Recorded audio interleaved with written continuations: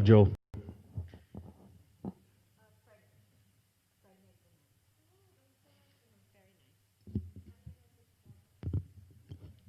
Slide it to you. We're all set. Good evening, everybody, and welcome to our meeting. If we could please all rise for the pledge. Pledge allegiance to the flag of the United States of America and to the republic for which it stands, one nation, under God, indivisible, with liberty and justice for all. Thank you. We'll start with the Superintendent's Report. Good evening, everyone. Thank you very much for coming tonight. Thank you for a live audience, finally. Fantastic. It's great to be in a place where we have people around, and also thank you to those that are watching us on our YouTube page. First order of business, the Board of Education did receive some correspondence this week, so I just want to acknowledge that the correspondence sent to the Board of Education through my office has been received. Two of them specifically have been advocating for in-person classes in our school buildings, and the Board of Education is aware of those requests and is in receipt of those correspondence. For discussion at some point in time, perhaps during the other items or something later on in the meeting, facility use. So school buildings, school grounds, and school classes have been closed since back in the spring.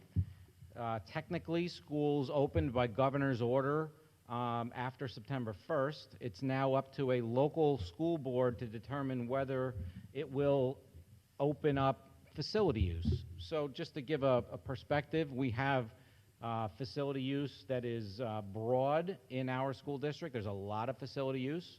Some of those facilities that get used by the public and also private entities are outside of our schools, so the grounds, the fields, things like that. We also have facility use inside of our schools, so there might be organizations that would like to use an auditorium or a cafeteria or a classroom for a specific event. And there's a formal process that schools have to use, and there's a board policy on it, for outside users to use our facilities. So it would be appropriate for the board to spend some time discussing with input from me and any of our staff to give some guidance as to, is it time to open up our facilities? And there's pluses and minuses to the answer yes or no.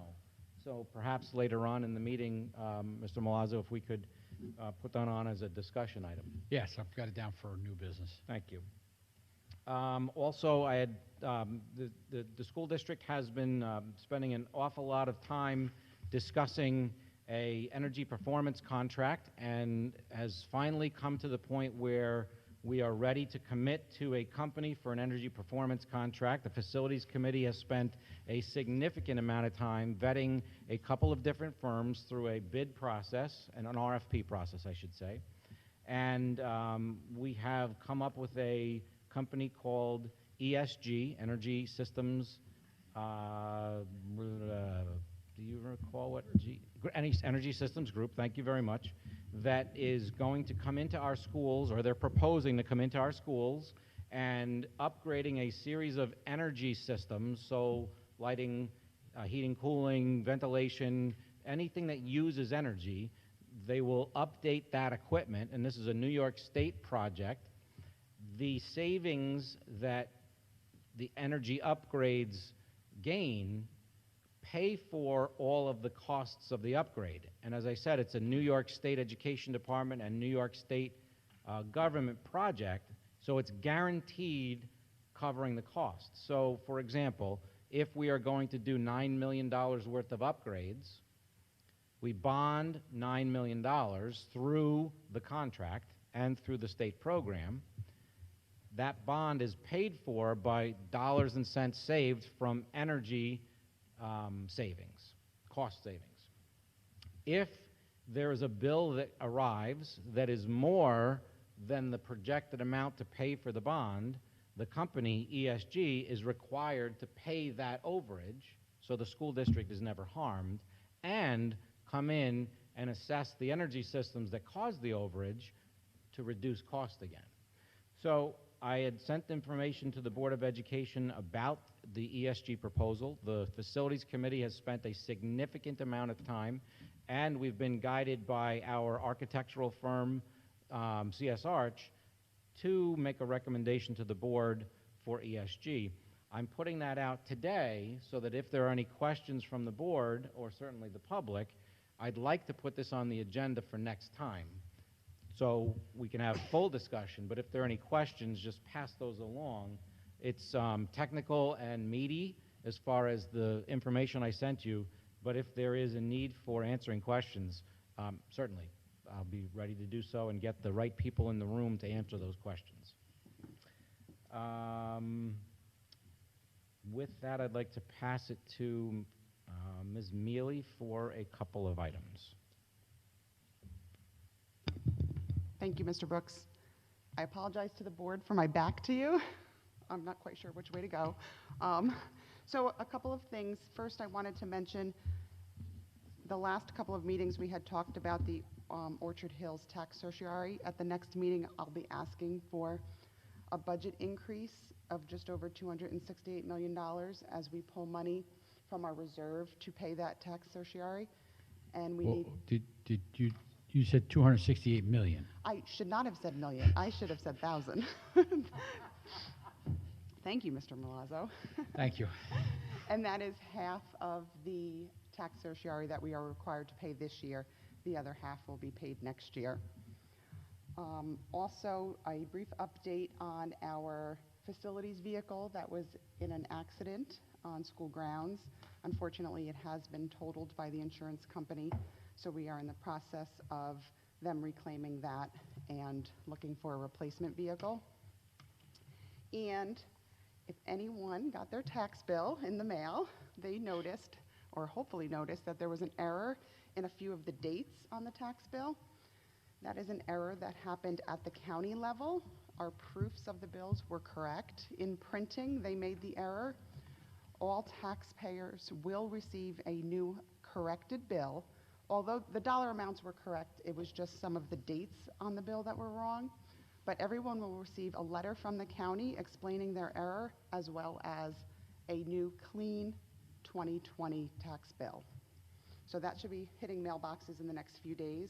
We have been accommodating people who have called or come to the office. Additionally, we had started the process of tax collection at our area bank. M&T Bank had agreed to collect taxes for us at both the Newburgh and Highland site. In the middle of that process, they closed the banks to public use, so currently taxes can be mailed to our bank post office account in Buffalo. That address on the tax bill is correct. We also will accommodate anyone who does come to Central to pay their taxes. However, we're really trying to limit, public access just for safety reasons. But we will accommodate anybody who comes. And like I said, in the next few days, they will have a new, clean, corrected bill. So let me expand on that just a little bit. I spoke a few times today with Deputy County Executive Mark Ryder and the county attorney up at Ulster County. The solution that they came up with and endorsed by our attorney, just to make sure that everything is on the up and up, is to send out a letter of explanation and a reprinted tax bill. We were back and forth whether the reprinted tax bill should be included because we didn't want to confuse anyone that they have two tax bills now. But the solution agreed to by the attorneys and sent out by the tax office up in Kingston is a letter of explanation and a new printed tax bill and an assurance that this will not happen next time. I asked the question, is this just a Marlboro thing or is this all school districts in the county? And they said each batch is printed one at a time for each school district, so the person doing that batch must have not put the 2. Changing from 19 to 20, must not have put the 2, they just put the 0. And therein lies part of the problem. That was the explanation I was given. And they agreed it's unacceptable and apologized, and we'll be sending out this new information. The letter we got that we have that they showed, so they're changing the letter? Yes. Because it Yes, says they're it'll be going to... modified. Okay, so they are changing the letter. Yep. Okay, good. Yep. Yeah, that was an earlier draft that now is changing. And then as far as the M&T Bank thing, the explanation we were given was that they did intend to have customers come in and pay their taxes in those two sites. But the COVID shutdown changed everything for their internal operations, and the local bank decision to not allow that at the corporate decision at the local level to not allow these tax payments was purely because of crowds and their concern about how many people come into the bank. It is not something we are happy with. It's an agreement we went into this new relationship with M&T, and believe me, Rose was giving them a bit of a what for on the phone, but it's a corporate element that we don't have control over, so. Is it just for this year, or is this a permanent thing? It's a 2020 COVID-related issue. So they do intend to have in-person in the future. Okay, perfect. Thank you. So I have a question. Was any communication sent out to the community beforehand, just to say that you no longer should be paying for it at the district, you should go to the bank, number one, and then now that this is out and they're going to still be able to go to the district if they want to. Has anybody heard that? Because I've heard quite a few people seem like this is the first time they heard anything. I'm sure it's the first time. We did post it on our, did we post it yet on the social media, Rose? Yes, it's Yeah, posted it was on social media. but we have no way of calling the community. So only communicating with our families would not be an okay communication on this particular matter. We would need to be able to communicate with the entire community, and we do not have that capability because we don't have everybody's phone number. So And we that's also, why the letters are going. We also discussed this at length in several meetings, and the decision of the board was to move this route, and the way that the communication would come would be in the bill, because that's where we communicate with everybody. Right. So the letter of the change was in the bill? The instructions of how to pay your bill was in the bill. Right. I have to say, everyone has been very nice and accommodating when they call. Let me make sure we answer John's question right. So there will be a new bill sent out with an explanation letter. It has not gone out yet. That was just agreed upon tonight. And that explanation will include why the change in address, or no, just to say? No. No, that's about the mistakes. I was talking mistake. about the change. Correct. The change in address, yeah. Okay, I knew, it was so long ago, I actually forgot the specifics on it Yep. when we talked about it. That was last winter when we had that Yeah. conversation. Because of the large volume of cash and checks that come in, Right. and the ability to safely, securely have them, and then Right. doing deposits and traveling to the bank Yeah, with those yeah. large volumes of Yeah, cash. I just don't, I didn't remember the notification piece. Sorry about that. Yeah, the notification would be by reading it on the bill on where to pay to. It's a bigger topic, and we talked about it once before. It's how do we communicate to the community beyond the people who have children in the district? But Do you know if the town of Marlboro has a phone dialing system that gets messages out to? Not that I'm aware. I've I mean, they never have, received one. there's an emergency reverse 911 type system, but not Yeah, for that type of thing. I've never received one. Okay. If they do. Yeah, that's part of a broader conversation. How do we build that database so that it's broad in everyone? So, yeah, we should have that. May I ask a question? Yeah. About the vehicle with the accident. Does that work like a school bus, where if a school bus is like totaled in an accident, it has to go to a bond vote before you can actually replace it? It doesn't work that way? It's not capital. Yeah. Okay. It's an expense. All right, thank you. Karen, did you have your mic on? Yeah, it might be, is the mask? Yeah, or that, I or can just take a the little mask off. closer. I didn't hear you. Is that better? Yes. That would be, Okay. yeah. All right, one last thing before I get to my presentation on our return to learn.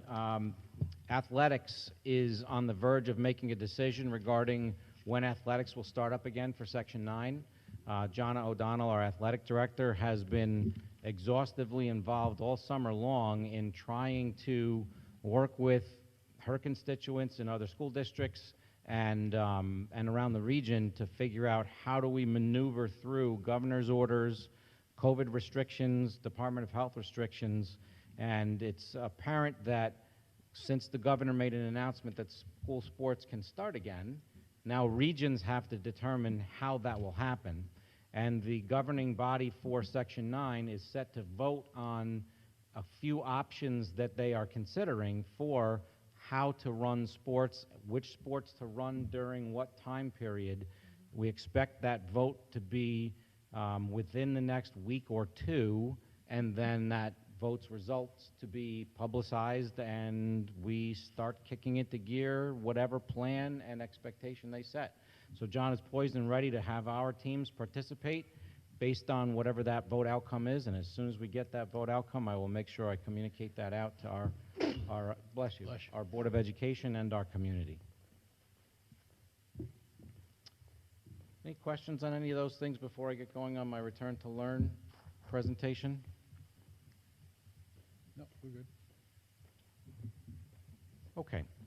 So we had committed 2 weeks ago to every 2 weeks doing an update. I kept a very similar format, but updated the format to be a little more user-friendly. So what I want to start with is making sure we're focused on these 3 goals. The primary goal is to maximize time that our students and our teachers are together, obviously starting as a remote learning opportunity for online learning is not students and teachers together, so we have not yet met that goal. Our work is towards getting to that as soon as possible.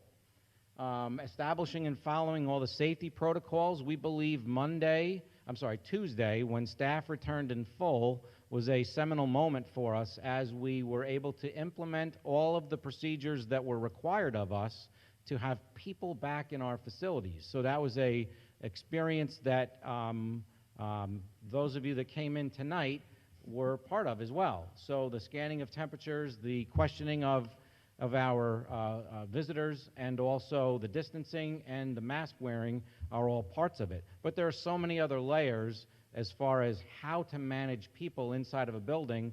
In this particular building, we will have more than 700 people on a daily basis. In the elementary school, more than 1,000 people on a daily basis.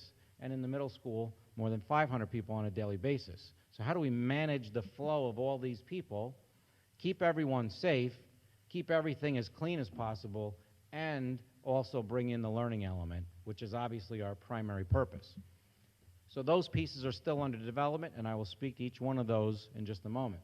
But I highlighted the last one because it's very important that we clearly focus on recognizing, acknowledging, and respecting serious challenges that everyone has as we try to navigate this.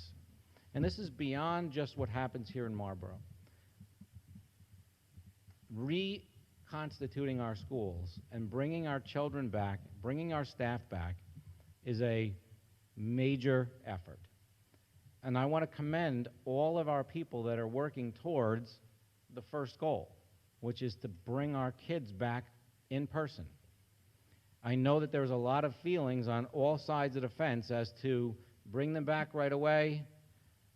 I don't want my children to come back because I'm concerned, so I'm having my children go to online learning regardless. I want to pledge to our public, to our children, and to our staff.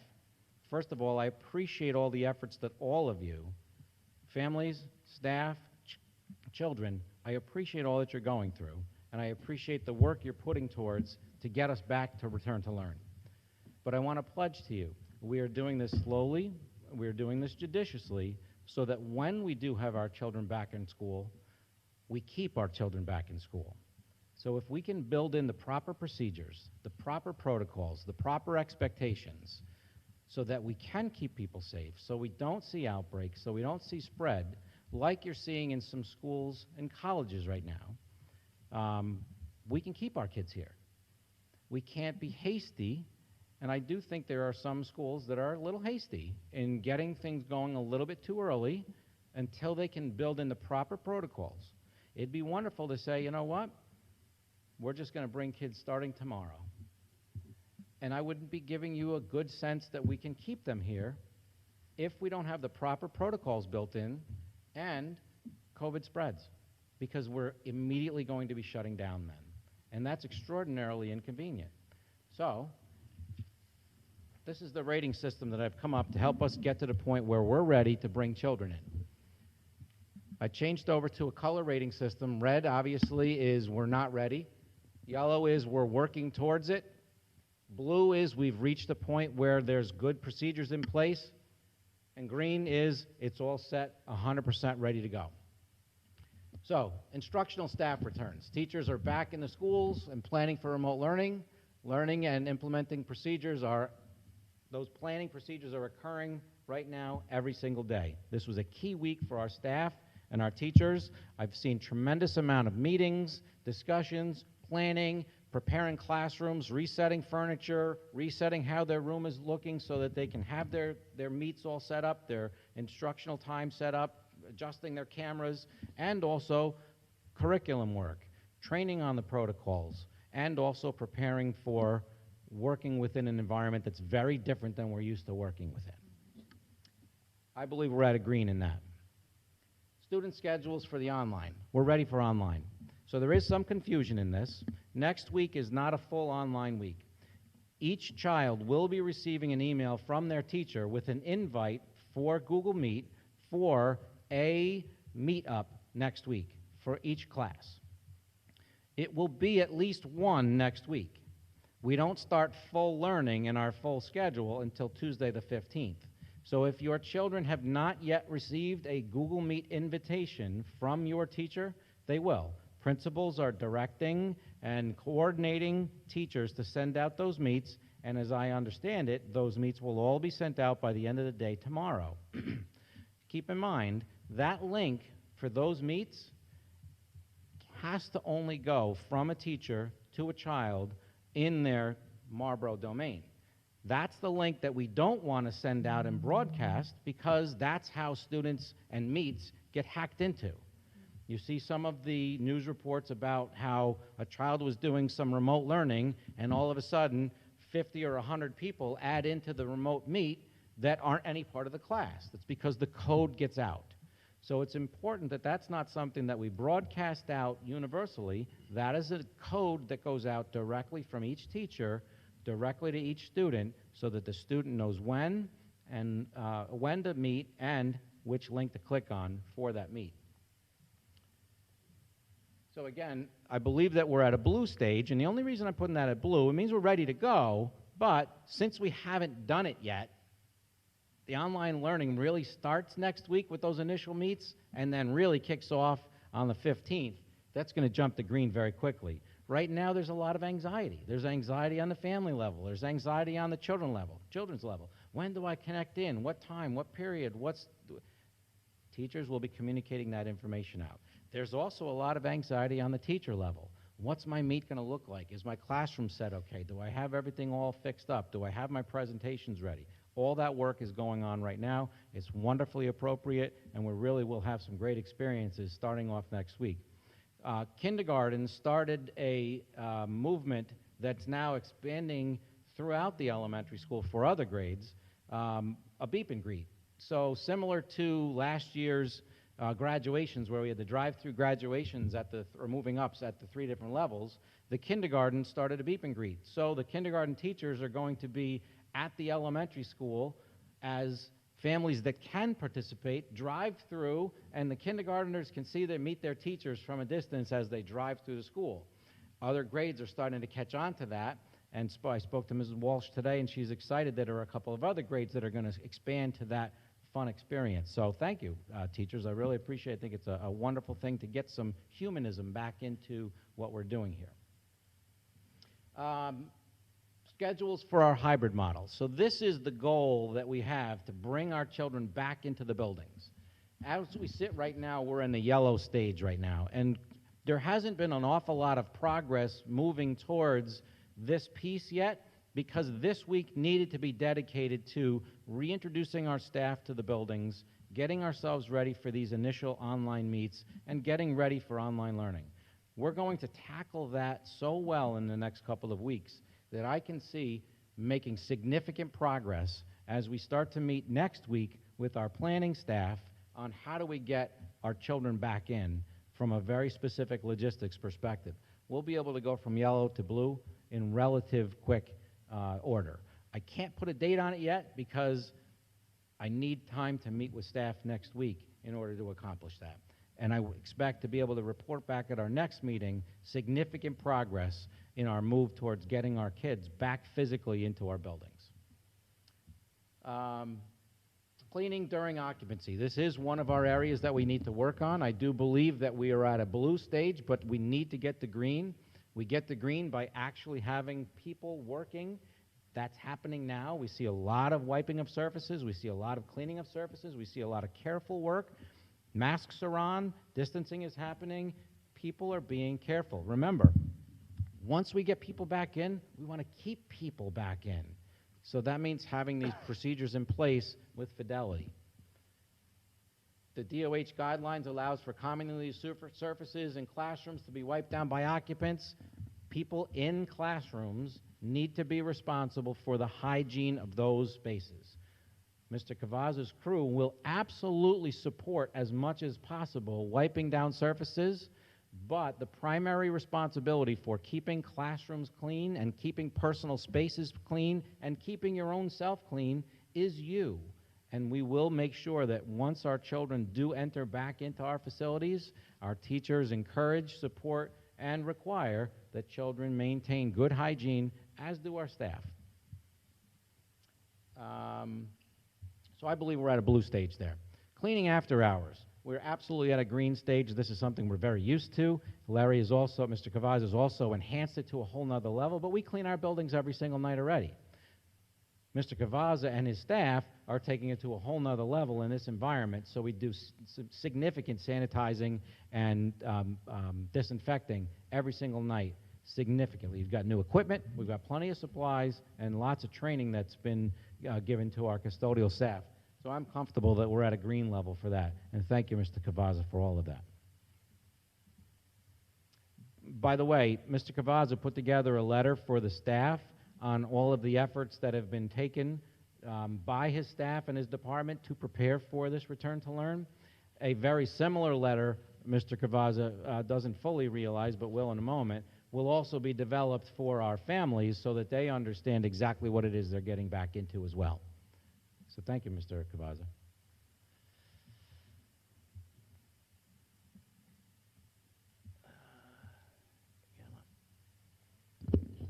Mike, you want questions along the way or in the end? If you could just hold to the end, Okay. and then I'll come back to any screens that you want.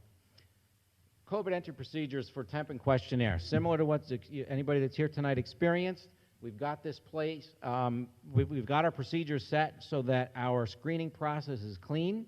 Let me give you a little taste on current, which is why we're blue and not green yet. Currently, we have the handheld temperature scanners that are being used.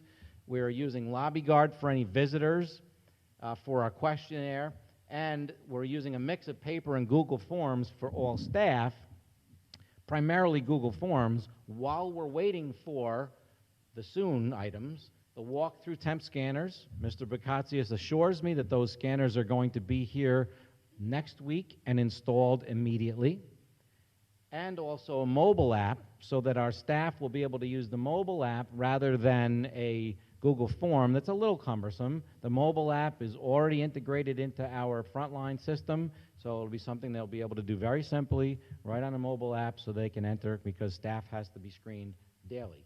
As soon as we get those two pieces into place, this immediately turns to a green and we're fully set there. Transportation, I believe we're at a blue only because we haven't actually implemented our transportation system yet, because we're not bringing children here yet, although we are going to be starting very soon with our children going out to C-Tech programs and also the career and technical programs, and also our children that are going to be going to special education programs out of district.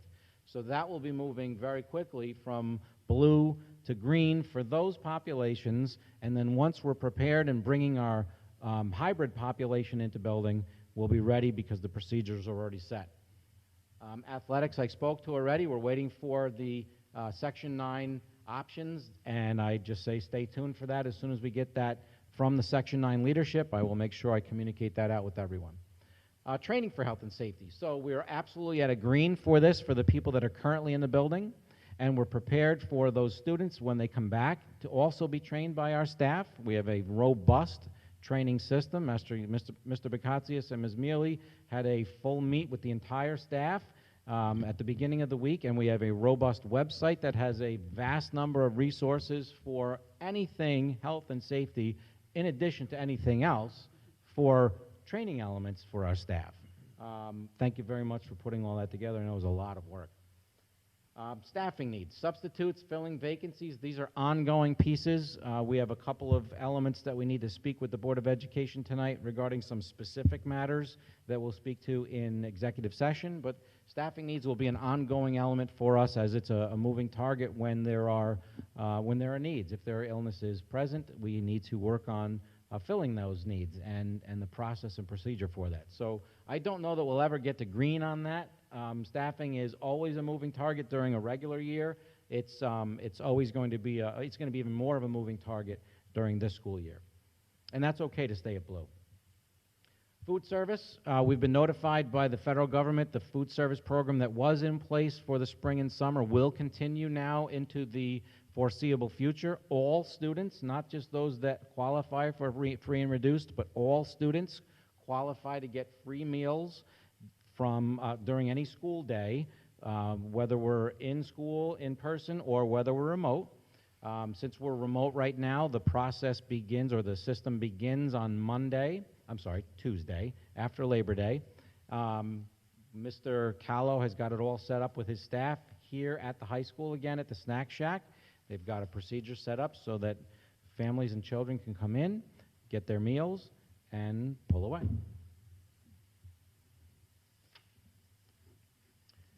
Devices. So Marlborough School District has been for a couple of years now a one-to-one device district for grades 6 through 12. We are still a one-to-one district for 6 through 12.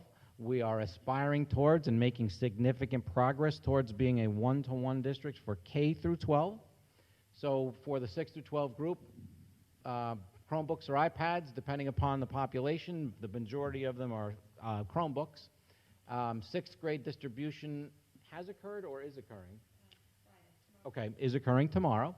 And 9 through 12 is prioritizing new touchscreens. Once we get more of those in an existing order that we have for Chromebooks, they do have devices already, but we'll prioritize the touchscreen devices once those arrive.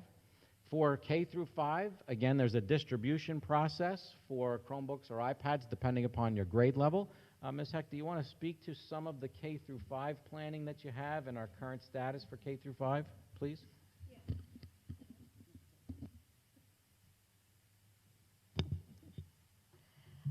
Thank you.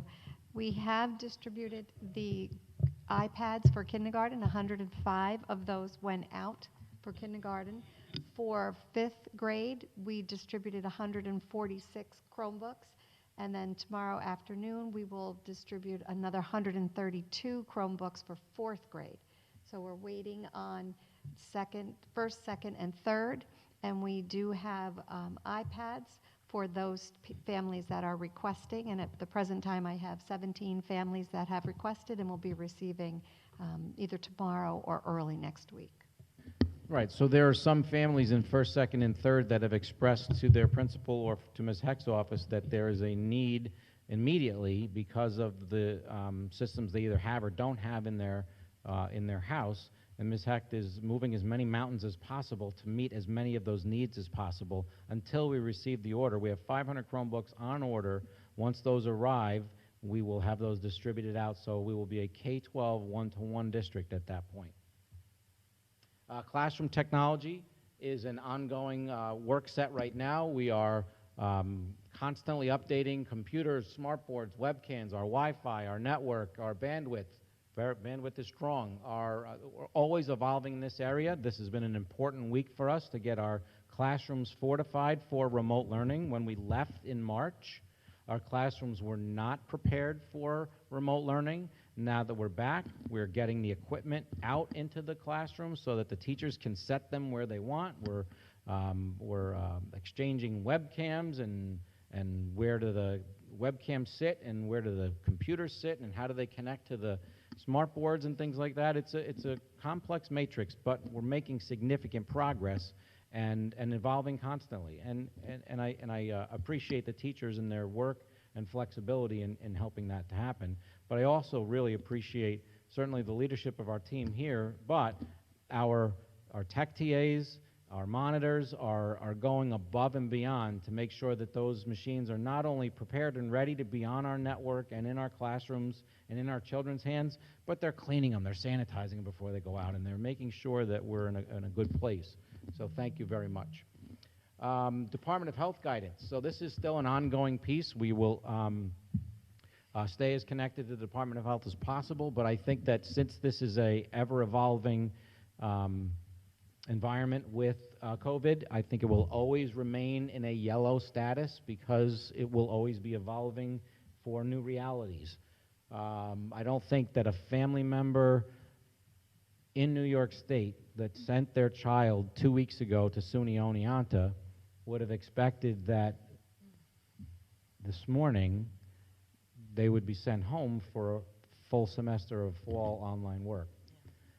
Again, we don't want to be in that mode. I know we're not college, but we want to make sure that we're staying on top of trends so we can help keep people smart and keep people doing smart things so that we can stay in school. Us staying connected to the Department of Health, keeping our nurses on top of most recent changes and recommendations for keeping our people healthy, and having our medical director in our schools as often as possible. He was in our schools all day yesterday and training nurses as well, answering questions, walking around, meeting staff. These are the actions that help to keep us smart and to keep our people smart. Funding uncertainty. Board is aware, community is aware. The governor has put a temporary hold on all school districts, 20% of all school districts state aid, so that will be in a constant state of flux as we see I can only say it as the battle between the federal government and state governments heating up. It's just something that is out of our control.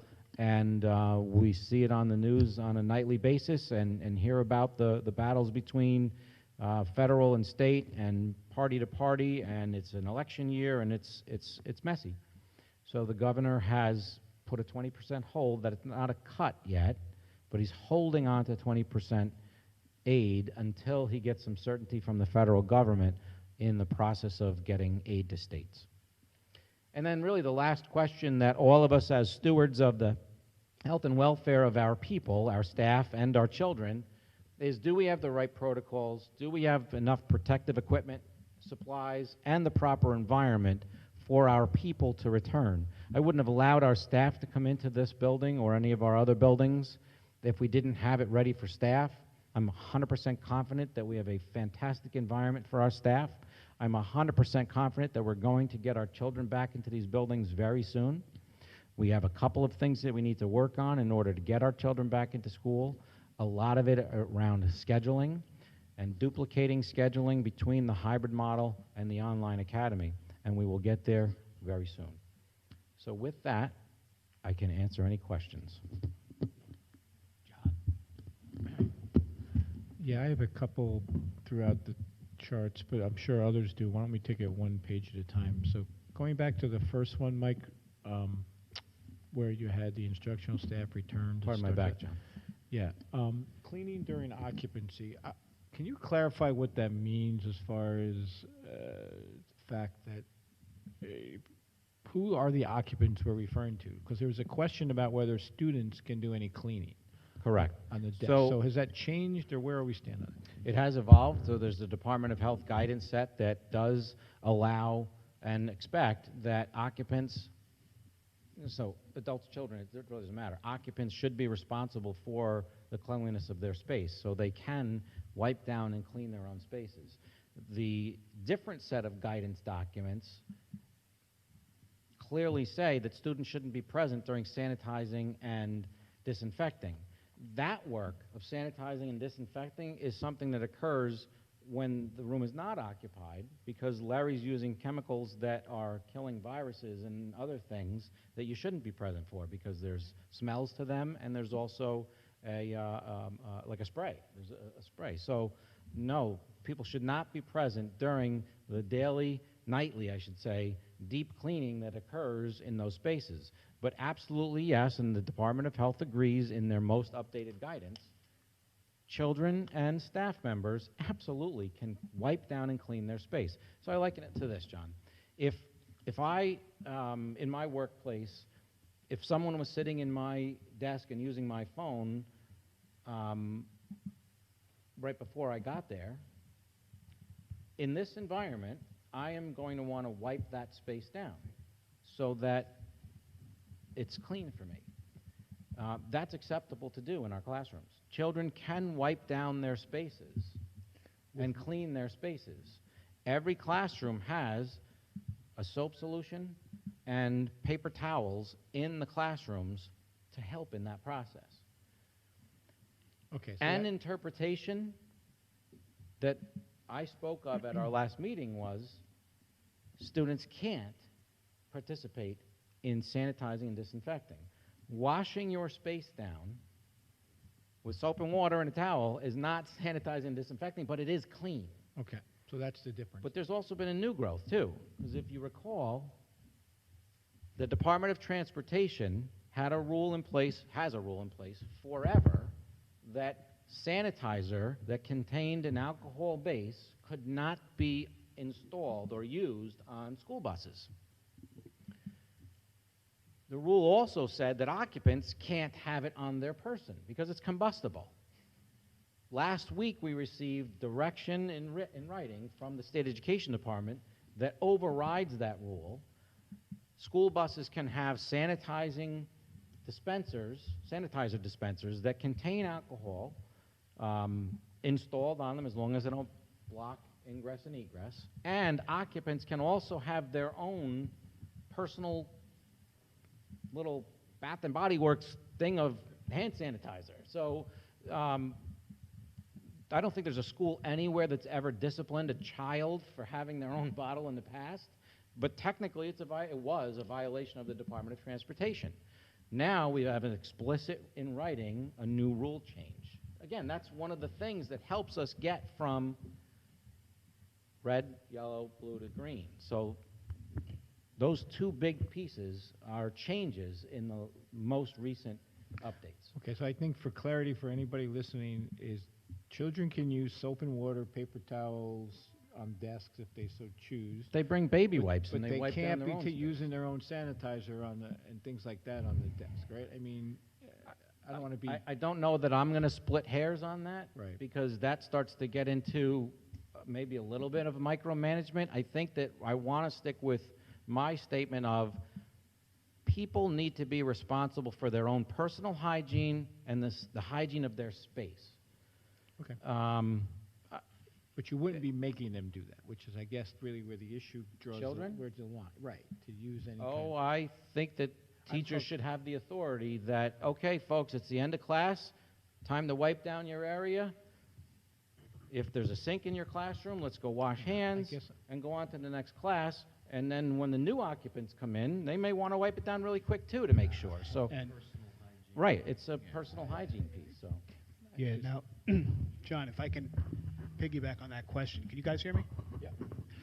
Is the student wiping the desk down, as opposed to Larry's crew at night disinfecting, sufficient to change classes in middle school and high school?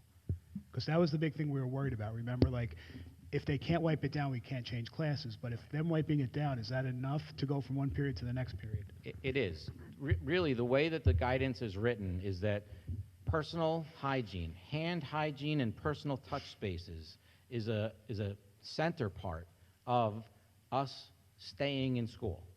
So if we return, when we return with children in these buildings, in order to stay in the buildings and keep our live instruction happening, masks, distancing as much as possible, minimize movement as much as possible, and wipe, clean, clean, clean, clean as often as you possibly can.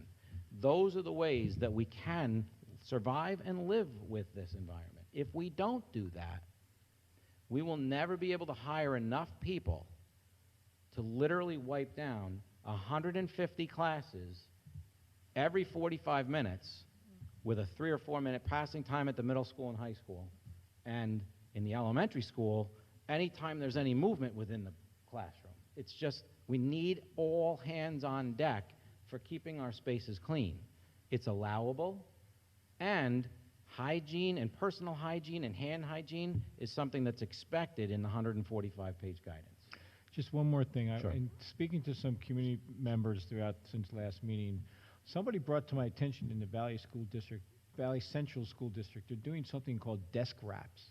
Have you heard of that? Where each student has something they wrap the desk and take with them each time they come up and go? Yeah. I don't know much about it, but I've seen that too. There have been some districts that have been using butcher paper, and you can switch out the butcher paper, but it's not something that's widely seen as a solution, because if you take that desk wrap or that butcher paper, well, certainly the butcher paper you can throw away and restretch it, but the desk wrap, if it's not cleaned and you're just moving it to the next desk, it's still not cleaned. So, and quite honestly, John, great question too. Those districts that there's about 4 or 5 in the immediate region that are opening with children in person in the next week or two, we are absolutely going to learn from their experiences. So I know the team in front of us here and myself are on calls with all districts in Ulster and Orange County multiple times a week. We're learning from each other all the time, so I can't wait to hear about their experiences and what went right and what went wrong and learn from it. that's the only questions I had on that page. Anybody else before we go to the next page? Anybody else on page 1? Yep, James. I know you said that starting next week, you're going to start really diving into the hybrid and getting that model set up. Are we looking at getting, or is the goal to get all of the students back right initially, or are we going to roll in like some of the other districts are doing, different school age groups, and almost soft open the school in a slower, more methodical approach? Sure. I think that right now the goal set that I have is when we're ready to have students return, we return all of them. So I'd like to have the proper, and a hybrid, so the every other, it still has to be half and half, because we can't have 25 children in a classroom. So we have to split that. A certain percentage of a classroom have already chosen to be online, so the 25 might be actually 20. So on one day you'll have 10, another day you'll have 10 in a perfect split. But my goal right now would be, if we're ready to bring children back in, we're ready to bring children back in. If a fallback position has to be, let's slowly phase it in with smaller grade level sets. That's something that we can talk through, and I'll have some recommendations for us after we see some realities next week, and a few things that we need to discuss in a executive session regarding some contractual matters. But yes, so the goal is, let's shoot for the moon, and if we have to pull back from that, it's because of specific reasons that maybe aren't foreseen yet. Anything else on page 1? Okay, we'll go to page 2. Okay, which one's page 2? Okay. I have a question about food service on page 2. Sure. What are the hours that the students can, if they need breakfast or lunch? 8 to 12, Okay. all days that school is open. All day schools are open, okay. Right. So next week it's Tuesday through Friday. The following week it's Monday through Friday. Remember, when we're in an online model or in a hybrid model, students are attending school 5 days a week, whether it's attending online or when we get to hybrid in person. So Are we doing anything for the kids, like over the weekend, that might not have food, like the backpack program, or offering anything through the snack shack for weekend for some families that might not have access to food? Mr. Callow is asking families who would require that to contact him, Okay. and then he'll make them a box that will help them through that weekend. So if anybody asks us that question, we should refer them to Mr. Callow? Yes. Okay. And he'll have daily contact, or at least weekly contact, because if a family comes on Tuesday, let's say, he'll give them a week's worth of food or several days' worth of food all at once, so they don't have to keep coming back. Okay. He'll also, in hardship situations, for example, a communication with a family that temporarily was having a struggle with their car, we'll deliver it. We'll bring it out to you. I mean, we'll bring you your box of food. We don't want anyone to have food insecurity getting in their way of learning. I had a family ask me before I came here about the backpack program. They've always participated in it, and they wanted to know if that was going to continue. So I'm just going to refer them to Mr. Callow. That would be correct, right? Yes. Okay. Anything else on page 2 at this end? John? Page 2, yeah. The staffing needs, we talked a lot about the fact that when the numbers and the individual names came back for the online, it was going to drive some additional staffing. There were some special ed requirements. There was how are we going to do all the online services independent of the teachers who would be in the classroom when we get to a hybrid? Has any of that changed or progressed, or anything there to update? There has been significant progress made in my research and our research at a central level. We have not spent any time talking about that at the building level yet, because the buildings are consumed with preparing for our start right now, so I'd be premature to speak to that. However, there are a couple of elements that I do need to brief the board on that are collective bargaining related in our executive session. Okay. Anybody else on anything on page 2? On page 3? Just the last one I have, which is on page 3, is Department of Health guidance.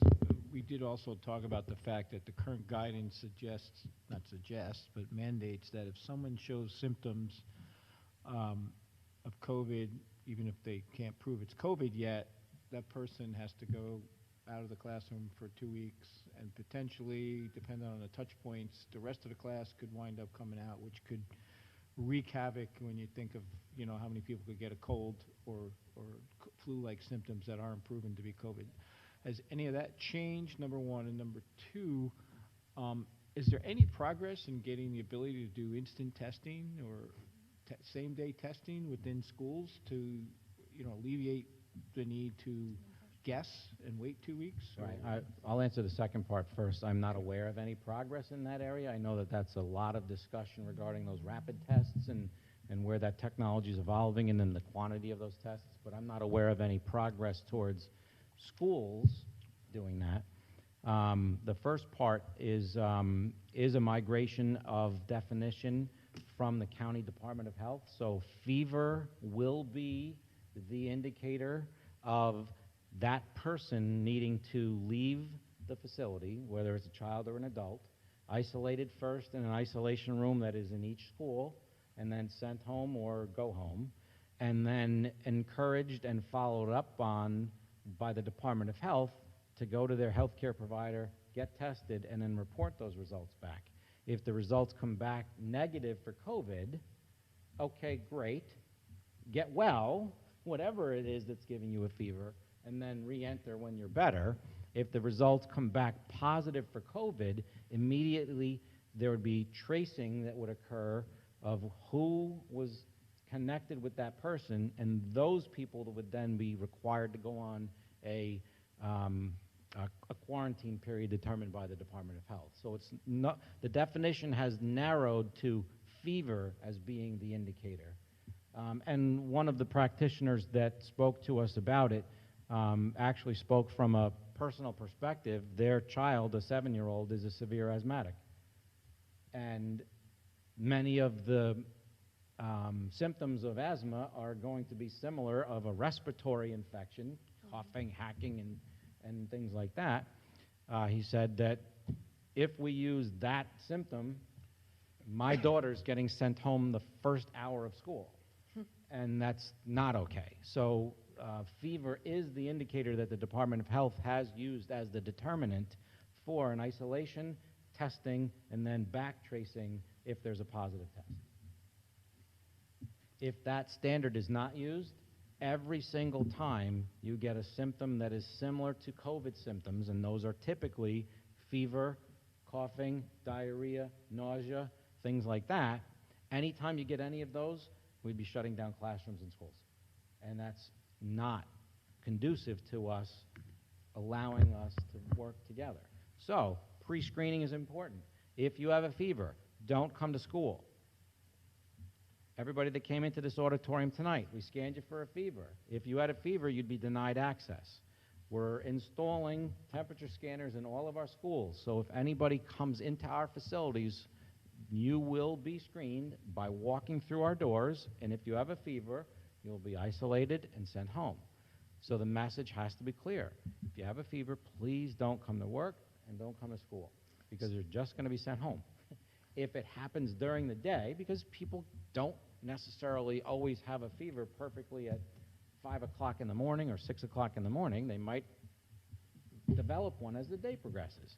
Immediately that person needs to be isolated.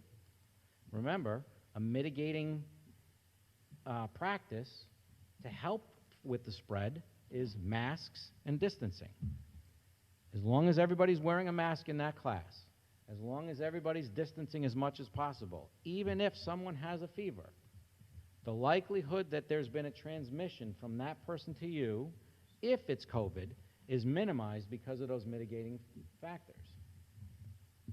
So those are the protocols. If I could ask a question about fever, and before pre-COVID, the code of conduct had in it that if a child has a fever, you shouldn't send your child in till 24 hours after the fever has finished. What would you expect a child to be out that has a fever or sent home or is not coming in? What would be the term? Are we looking at a 3-day? Are we looking at a COVID test? What happens if the fever, the next day they don't have one? So would they come in the following day? So that would be 2 days out of school. What would be the norm for a parent to expect? Great question. I don't know if the two of you have it, but I think that's something that defers automatically to nurses and Department of Health. But maybe you two can speak to it.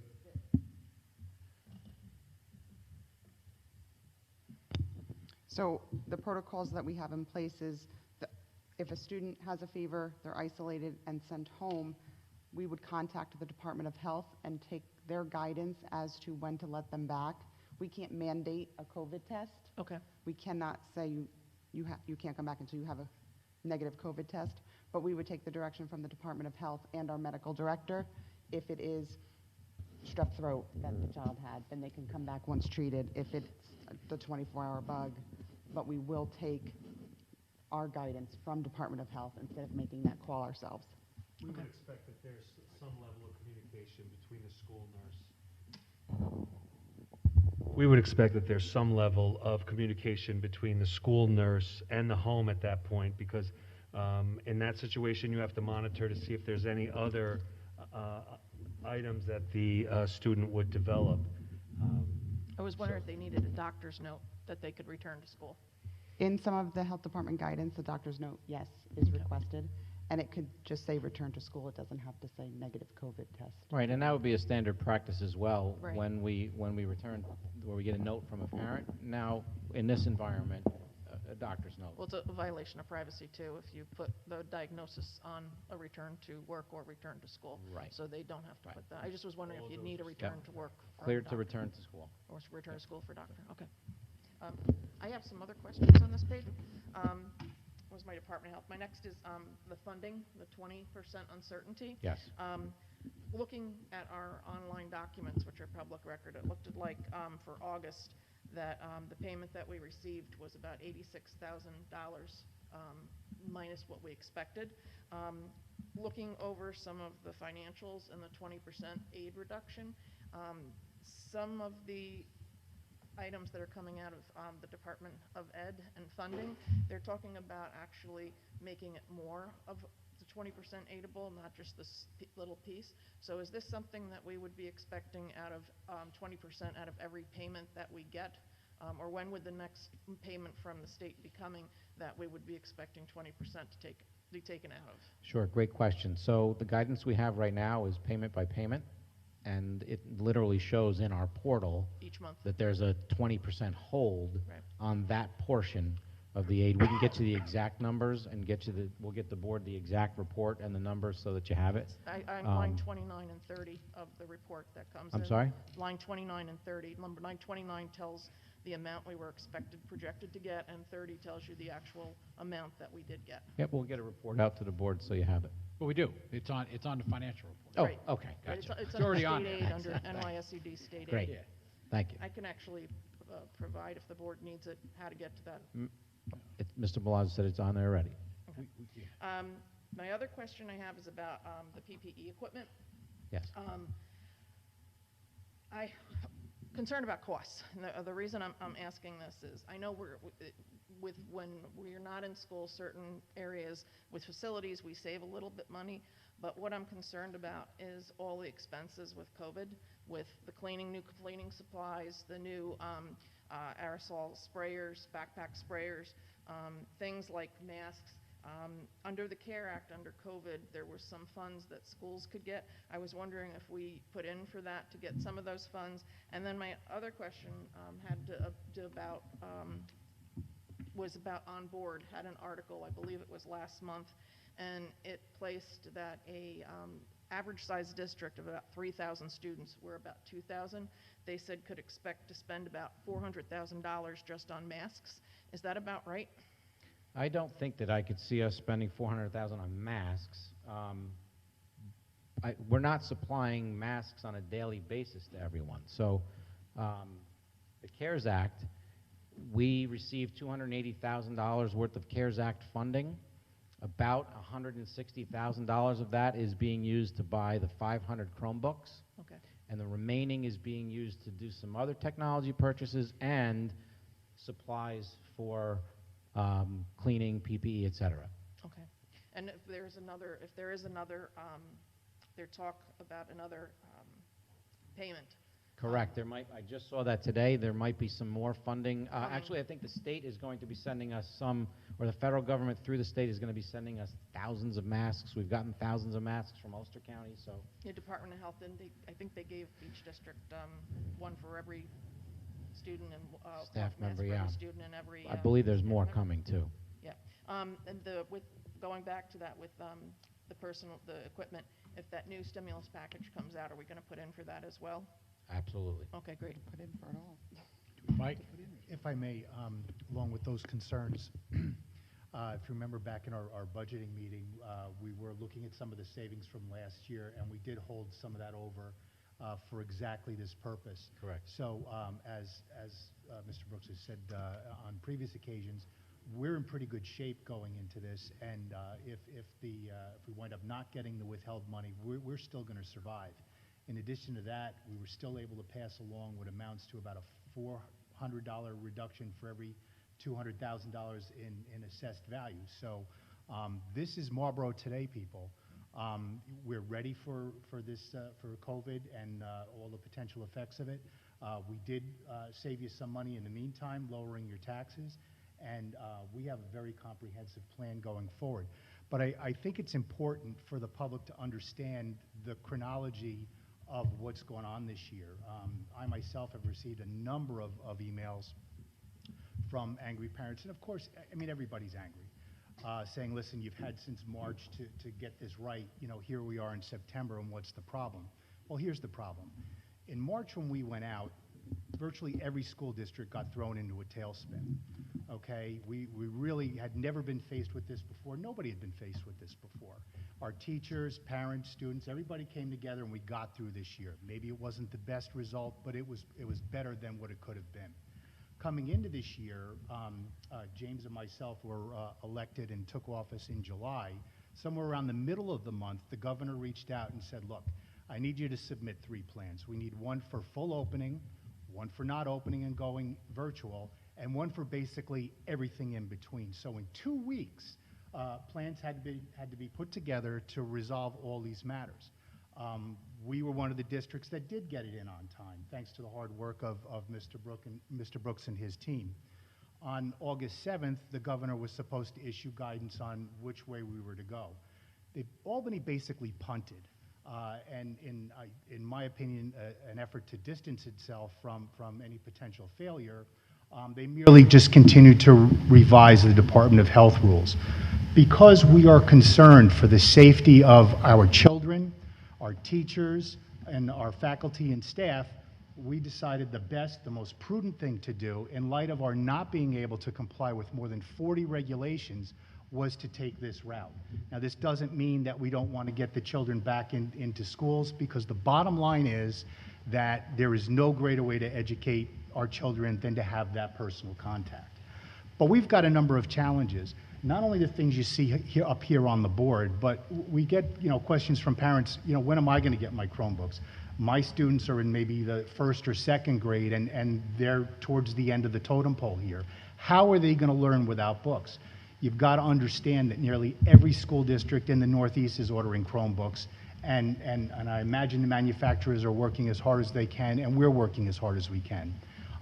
If there are special considerations, special needs, I urge them to get in touch with the district office, and we'll be sure to handle it. But this is an event that we've never seen before. It's not that we've been sitting on our hands since March. This changes almost on a daily basis. And rather than posting on social media, well, that's Marlboro, let me tell you about Marlboro. We have a middle school that's a school to watch. We've got a great administrative staff that's moving Marlboro forward. We're a leader in the county and hopefully in the state when this program gets up and running fully. We have a lot of things going on here. It's very exciting, and it's a great time to be in Marlboro.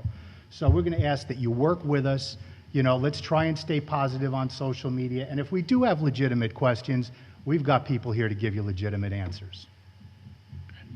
Anybody else got anything on that? James? Well said.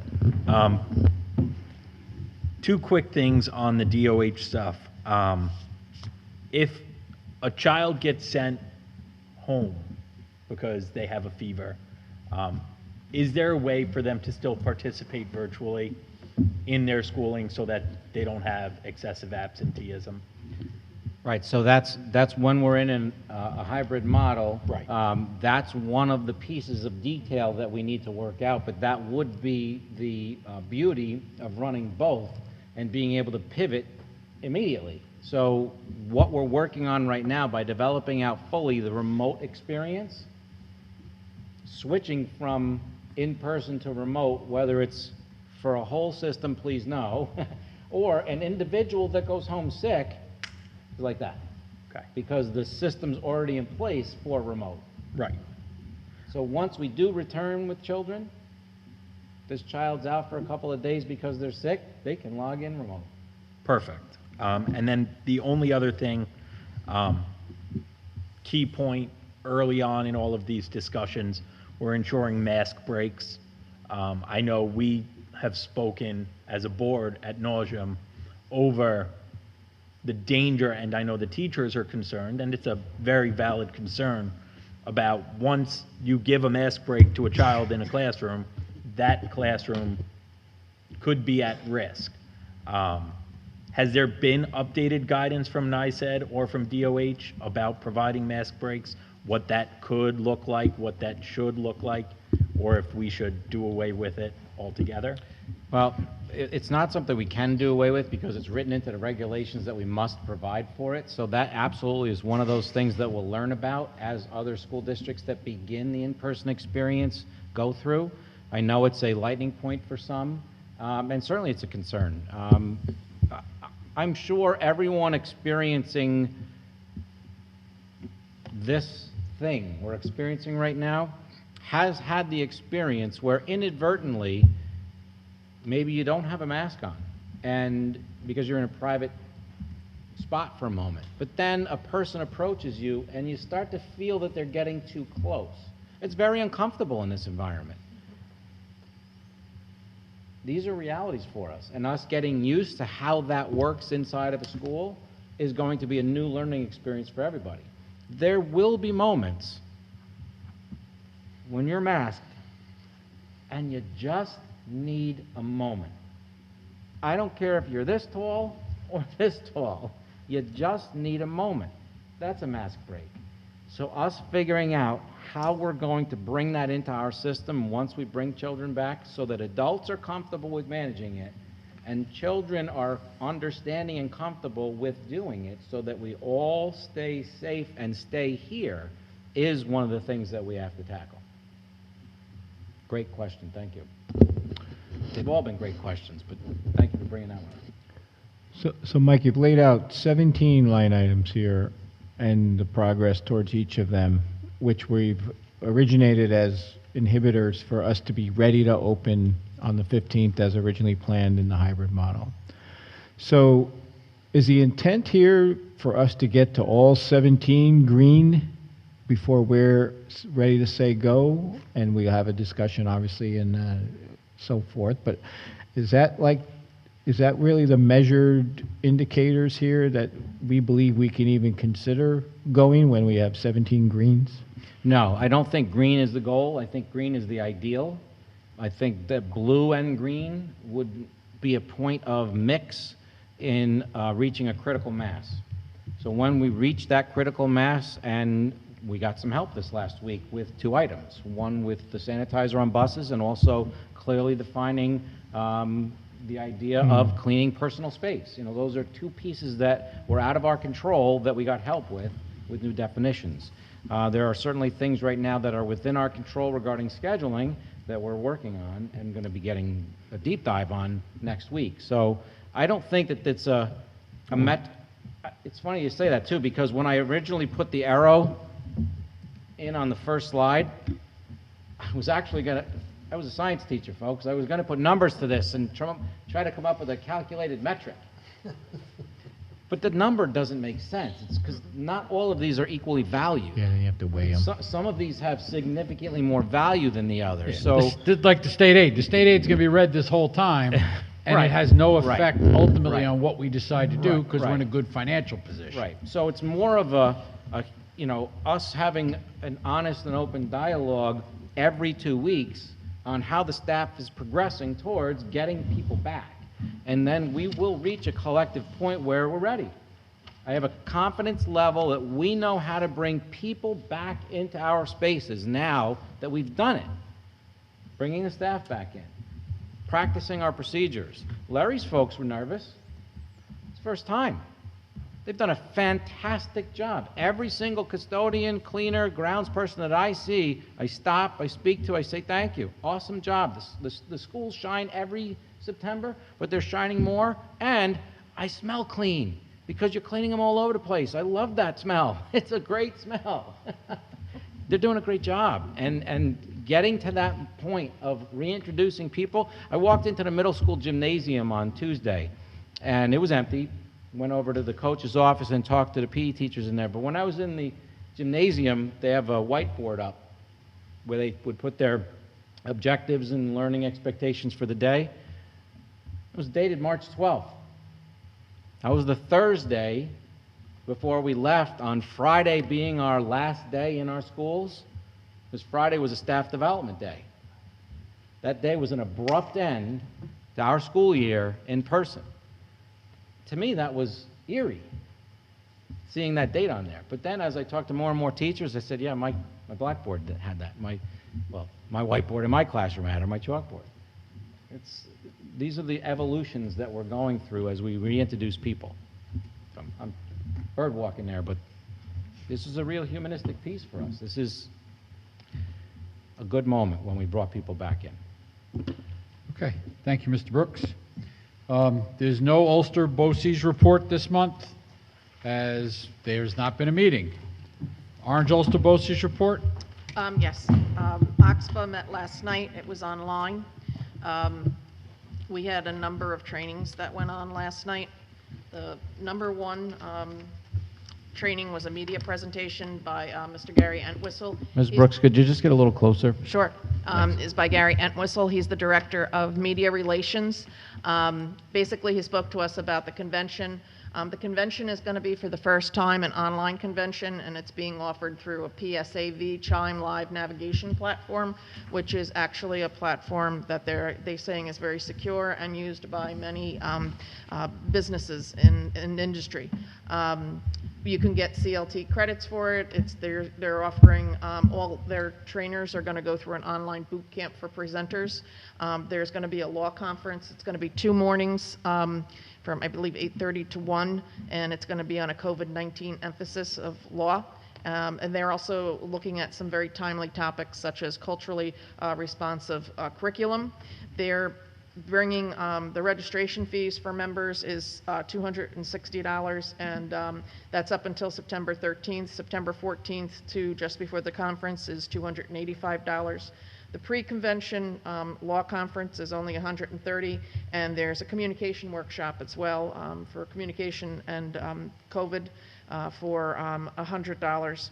And then there's also a business meeting. The actual program is going to be taking place, the conference itself, October 27th, 28th, and 29th. There's some really added benefits of going virtual. The reduced registration costs, so there's not as much cost for travel. You're saving on travel, hotel, and meals. There's flexible viewing times. They're going to record each session as long as it's okay with the presenter, which allows for people attending to actually flex time. So if they can't make the one session or they're in another session, they can later watch another, and they'll be available for 2 months, the sessions. There's on-site technical support, live chats. There's networking abilities to talk with other districts as well, ability to participate by phone, tablet, or laptop, connect with attendees. There's going to be exhibitors as well, and there's also going to be post-conference bonus sessions that they're going to be offering to any New York State School Board members. The strands that they're going to be offering are board governance, community relations and school improvement, cultural awareness and diversity, finance and facilities, health, safety and school climate, rural schools, school law, employee relations, school-based training. This is a new strand, and there's going to be quite a bit of the New York State School Board's staff going to be filling in and training for the first time in that session, and then student achievement. Their pre-convention communication, the person that is speaking for that workshop is Dr. Peter Holtz, I believe his last name is, and he's going to be talking about how to communicate about risk to your districts and to your all those interested in the district. The school law seminar, as I said, is going to have an emphasis on COVID-19. And the one thing I'm excited about is the keynote presenters. They have these 3 doctors, Dr. Davis, Dr. Hunt, and Dr. Jenkins. They've been on Oprah and quite a few other shows. They are 3 doctors that grew up in a very impoverished neighborhood as kids, and they made a pact with each other that they were all going to make it out of the neighborhood and be successful in life.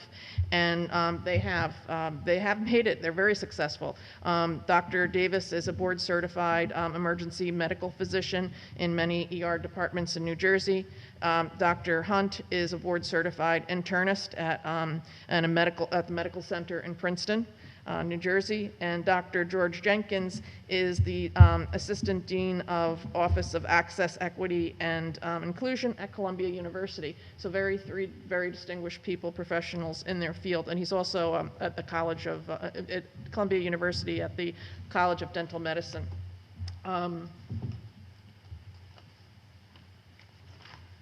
So timely topics that they're going to include are rural schools and education equity, employment and student mental health, pandemic relations and employment issues, COVID-19, culturally responsive curriculum, and superintendent snapshot across New York State.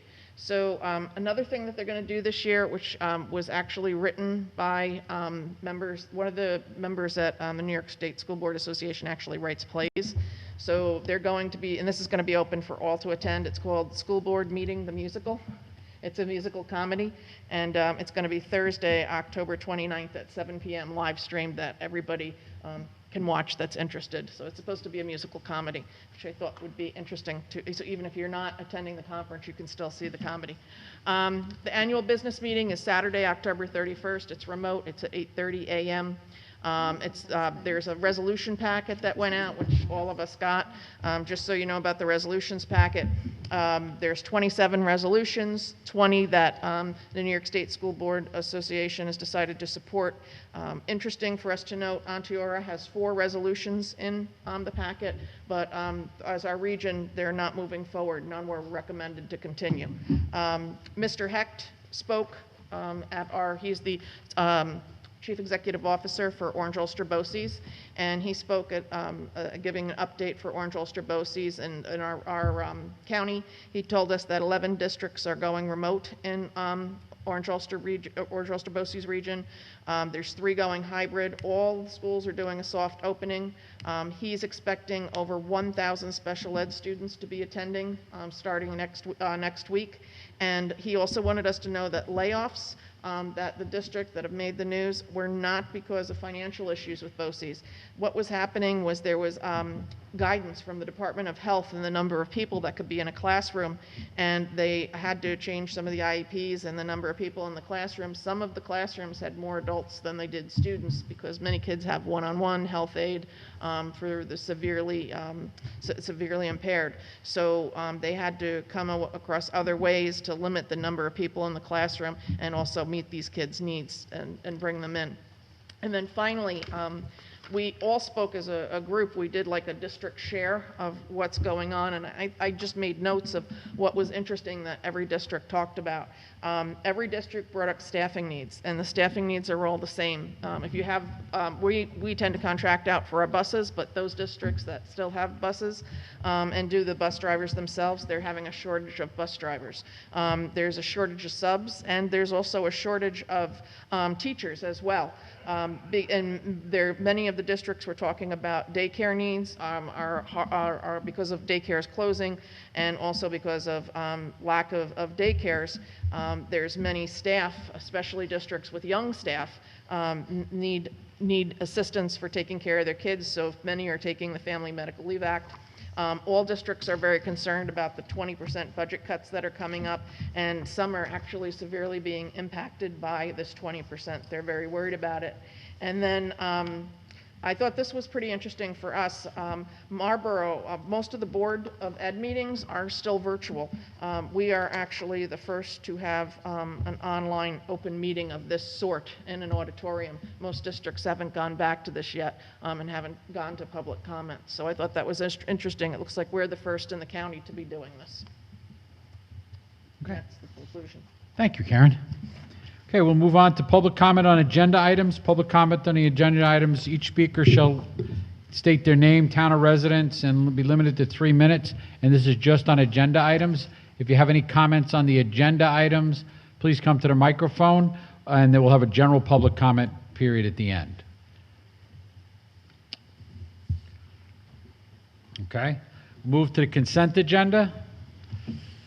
Resolved that the Board of Education, upon the recommendation of the Superintendent of Schools, approves the contracts, agreements, and reports as presented.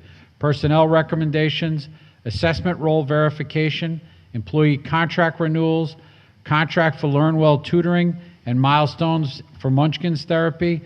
Board of Ed official meeting minutes for all 3 family forums and the August 20th, 2020 meeting.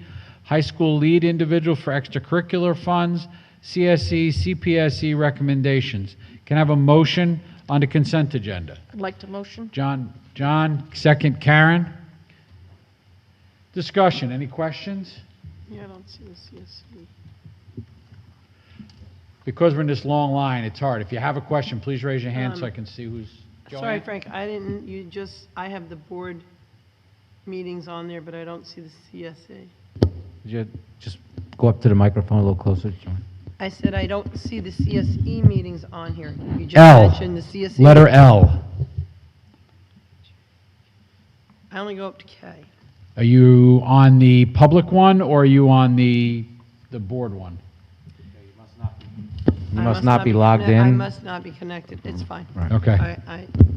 Hey, just a real quick question on the assessment role verification. Why are we doing that? It just 2018, logs you 2 out, years later? because I don't have password. Like, what? I'm just curious. So why the schedule's backed up like that? Rose. This is just the final verification, and it's typically behind. Okay, I just curious. Yeah, it's one of those ones we do every year. We do the one from 2 years before. It's sort of like those bills we get from the school districts. They're always so many years behind when they finally set their final tuition rate. Yeah. It's similar to that. Any other questions? Okay, I'll call the roll. John Cantone. Yes? John Marrow. Yes. Karen Brooks. Yes. Joanne Reed. Yes. Mike Connors. Yes. James Mullins. Yes. And myself, yes. Motion carries 7-0. Recommended actions. Resolved that the Board of Education, upon the recommendation of the Superintendent of Schools, approve bid awards for the Phase 2A and Phase 2B Vision 2020 project as presented. The Phase 2A and Phase 2B approval also authorizes the Superintendent of Schools and/or the Board President to sign and execute the necessary contracts. Can I have a motion? James. Joanne and James. Just an update, we had a Facilities Committee meeting the other night. John and Joanne and myself were all there. The bids came in. They were a little bit higher than we had hoped, but we had some add deletes, so we were able to pull back some items that were optionals that maybe if we can save money as we go through the projects with contingency, we can get back to. But we were able to, through the process, to get the project still be able to award it on budget. And I think we're in a really good spot based on that. Any questions? Just for clarification for anyone else listening, this basically authorizes you and Mike to potentially sign this, or to sign it, but the details underneath of that, there still could be multiple details underneath these things that get shifted around as long as it never exceeds the money that's. Yeah, there's a specific dollar amount not to exceed in both of the items that are the resolutions, the detailed resolutions that are attached. Correct, and the board has previously authorized me to execute change orders not to exceed $20,000 each, and I'll still communicate those. Any change orders that are above $20,000 would need board authorization prior to them moving forward. But regardless of any of those change orders, none of those pieces will put us over budget. When there's a change order that's put into effect, it would then take from contingency money that's built into the budget, but we will not exceed the approved dollar amount by the taxpayers and the community when this was voted on. Any other questions? I'll call the roll. John Cantone. Yes. John Marrow. Yes. Karen Brooks. Yes. Joanne Reed. Yes. Mike Connors. Yes. James Mullins. Yes. And myself, yes. Motion carries 7-0. Any new business? Karen? Yes, I wanted to go to the conference. I wanted to attend the virtual conference this year. So I was hoping that I could get board approval to attend, and I'd like to put in early so we can take advantage of the early rates. And I'd be willing to bring back copious notes and share them with the board. Yeah, this is a good opportunity this year because a lot of times we can't, everybody's business schedules and work stuff. We have a budget that covers this, and actually all of us could do the virtual for what it would cost us to send one person actually to the conference by the time you do hotels and meals and transportation and everything else. So unless anybody's got an objection, I would say that anybody that would like to attend, Teresa, if you could send out the cutoff date so that we can all get the inexpensive rate. Yes, it's September 13th. So we Coming still, quick. yeah, it's coming quick. We got 10 days, but if anybody has a desire, unless there's an objection, we have a budget specifically for this.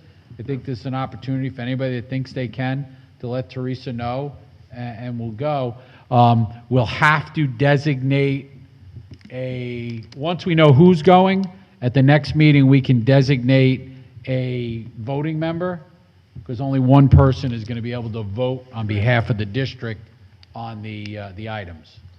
The other thing is whoever else, what's nice about going to the conference is, if everyone's going to go, we can actually all do a class and come back and share it with each other.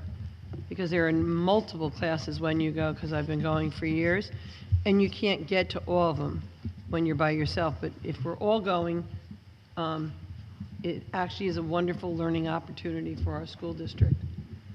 And you get to network with other schools. Well, and the other big plus that Karen talked about is they're taping most of them, so even if you don't make one, you'll still be able to have the ability. I know a lot of the conferences are doing this. My annual one is doing the same thing. So you actually get the advantage of watching any of them just at your leisure rather than that tight schedule. I have my plans for the next 2 months during the evening of what There you I plan go. on doing. Yeah, I'd also like to include the law conference and the communication conference, if we could go to those as well. The COVID, I think, would be a very good law conference for us to attend. Communication conference? Anybody have an objection? No, there's Okay. another. So again, for all three of those, anybody that would like, get your information to Teresa before the early close date so that we can take advantage of the low rate.